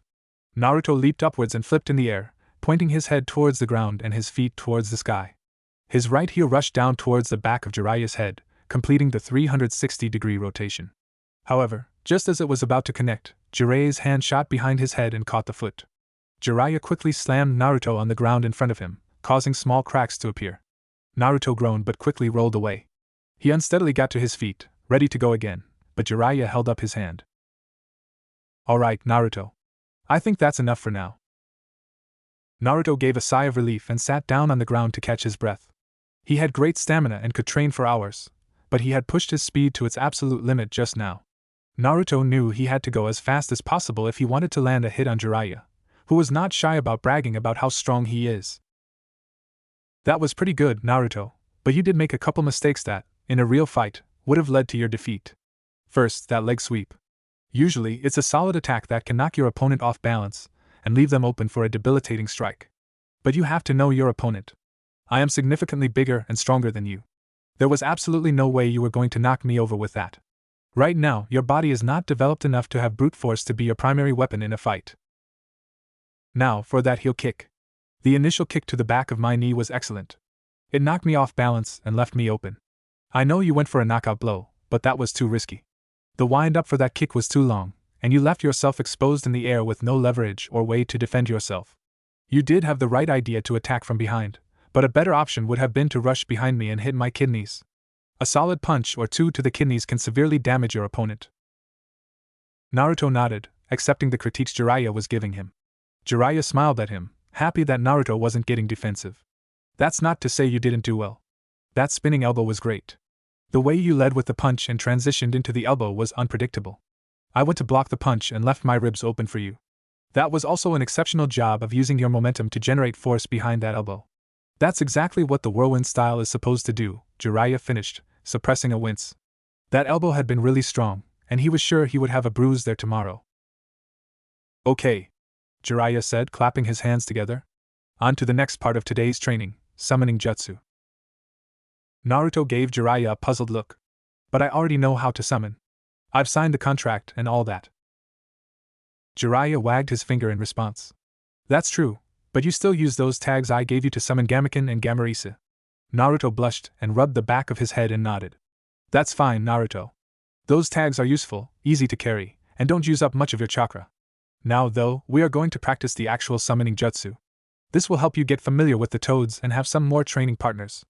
I know you don't have any other sparring partners besides Kakashi and me, and we can't be here all the time. So, you can summon various toads to help you train. Actually, Naruto interrupted, I do have another training partner. His name is Sasuke. The Uchiha? Jiraiya asked, receiving a nod from Naruto. Oh yeah? Sensei did mention something about Naruto getting close to the last Uchiha. I should have remembered that. Jiraiya thought before moving on. Well, that's good, but these toads will be helpful in that they can help you practice against opponents of different sizes, speeds, and techniques. Naruto nodded, excited about the possibility. Okay, here's a refresher on the hand seals for the summoning jutsu, Jiraiya said before slowly demonstrating the hand seals. Once he was sure Naruto had memorized the hand seals, he explained that Naruto would have to bite his thumb and draw blood to complete the summoning. Alright. Now, to practice, I want you to summon Gamaken. How do I do that? Naruto asked. You pump chakra into the jutsu, think of Gamaken, and then place your hand on the ground. It's a little tricky to get the amount chakra right on the first try, so be patient with yourself. Gotcha, Databeo. Naruto said excitedly, giving a thumbs up to Jiraiya. He weaved through the hand seals, bit his thumb, and pressed it on the ground, causing a small puff of smoke to appear. However, instead of his purple friend, Naruto only saw a tiny, green tadpole. Naruto stared down at the tadpole, unsure of what to do. How do I get rid of it? He asked. Just make a half-ram seal and think about dispelling it, Jiraiya answered. Naruto followed Jiraiya's instructions and got rid of the tadpole. He tried several more times to summon Gamaken, but he kept getting tadpoles instead. Finally, Jiraiya chimed in and suggested that Naruto use more chakra. Doubling the amount of chakra he was using, Naruto pressed his hand against the ground and created a slightly larger puff of smoke. Unfortunately, it was still not Gamaken. Naruto had made progress though, because Naruto had summoned a small orange instead of a tadpole. The toad was slightly smaller than Gamaken was the first time that Naruto met him, but this toad did not seem to speak. Encouraged that he was improving, Naruto decided that he would double the amount of chakra he had just used. Channeling the most chakra he had ever used, he slammed his hand on the ground and thought about his purple friend. A cloud of smoke easily 3 times bigger than the previous one appeared. Naruto waited with bated breath, waiting to see who would appear. Naruto let out a shout of excitement when he saw the distinctive purple horns of his best friend. Yada! Naruto exclaimed. Gamaken looked around to get his bearings and saw Naruto summoned him. He gave Naruto a polite smile and a friendly wave. Hello, Naruto-san. How are you? Great, Gamaken. I summoned you on my own for the first time. No seal tags. That's great, Naruto-san, Gamaken congratulated. While the two friends were greeting each other, Jiraiya was taken aback by the size of Gamaken. Damn. Gamaken got big, Jiraiya eloquently stated. Naruto looked over at Jiraiya with a confused look on his face. He has. Jiraiya gave Naruto a deadpan look. Yes, you brat. He used to barely reach above your ankle and be able to sit on your head. Now he's up to above your knee. Naruto looked at Gamaken and shrugged, huh? Guess he has. I see him almost every day, so I guess I hadn't noticed. Jiraiya shook his head at Naruto's obliviousness but quickly moved on. Well, I'm glad you got that down pretty quickly. Now we can move on to one of the most valuable jutsu I will ever teach you. It is a life-saving jutsu. Naruto's eyes got wide with excitement, and he started bouncing on his toes. He imagined the awesome jutsu Jiraiya would teach, probably something like becoming invulnerable and letting attack's phase pass through him. Nah, that would be way too overpowered. That's ridiculous, he thought, causing a scarred man hundreds of miles away to sneeze. This jutsu is called the reverse summoning jutsu. It's the opposite of the summoning jutsu. Instead of summoning a toad to this realm, this jutsu will summon you back to the toad realm, away from danger. Naruto scowled. He hated the idea of that jutsu. A year ago, after he had fled from those shinobi trying to kidnap him, he had decided he would never run away again. He had promised himself he would never feel as helpless as he did that day. Just thinking about that day made him angry at himself, and he clenched his fists in response. Jiraiya noticed the angry expression on Naruto's face. Frowning, he decided he would have to nip this potentially fatal attitude in the bud. Jiraiya reached over and harshly smacked Naruto on the back of the head. "Stop that, you idiot! It is better to live stubbornly than to die foolishly. Remember that." "Do you know the story about how my team and I got the title of Sannin?" Naruto shook his head in response, and Jiraiya began his story. "Years ago, during the Second Shinobi World War, my team and a squadron of Leaf Shinobi ran into Hanzo the Salamander in Rain Country. We decided to fight him, which was a massive mistake. Hanzo quickly slaughtered everyone who was with us. It took every bit of teamwork and skill my teammates, and I had to hold our own against Hanzo. After a while, Hanzo stopped fighting. He was impressed by our skill and dubbed us the legendary Sannin. He allowed us to live that day, and we wisely decided to leave. If we had let pride get in the way that day and foolishly kept trying to defeat him, we definitely would have died. There is no doubt in my mind." Naruto's eyes widened in response. He knew Jiraiya was a powerful shinobi, and he thought his sensei never lost a fight. To hear that he and his legendary teammates had been so thoroughly defeated by one man was eye-opening for Naruto. After several seconds of hesitation, Naruto eventually nodded. Jiraiya smiled in response to Naruto's acceptance of his lesson. "Good. The hand seals for this jutsu are easy to remember. They are the same seals as the summoning jutsu but in reverse. However, you should only use this as a last resort. You won't be able to summon yourself back to where you were. Only toad summoners, me, or people you allow can summon you. For me, I let the Hokage summon me and can send toads to him if I need to. I'll show you how to do that later," Jiraiya finished. Naruto nodded in understanding and decided he would let his Gigi summon him.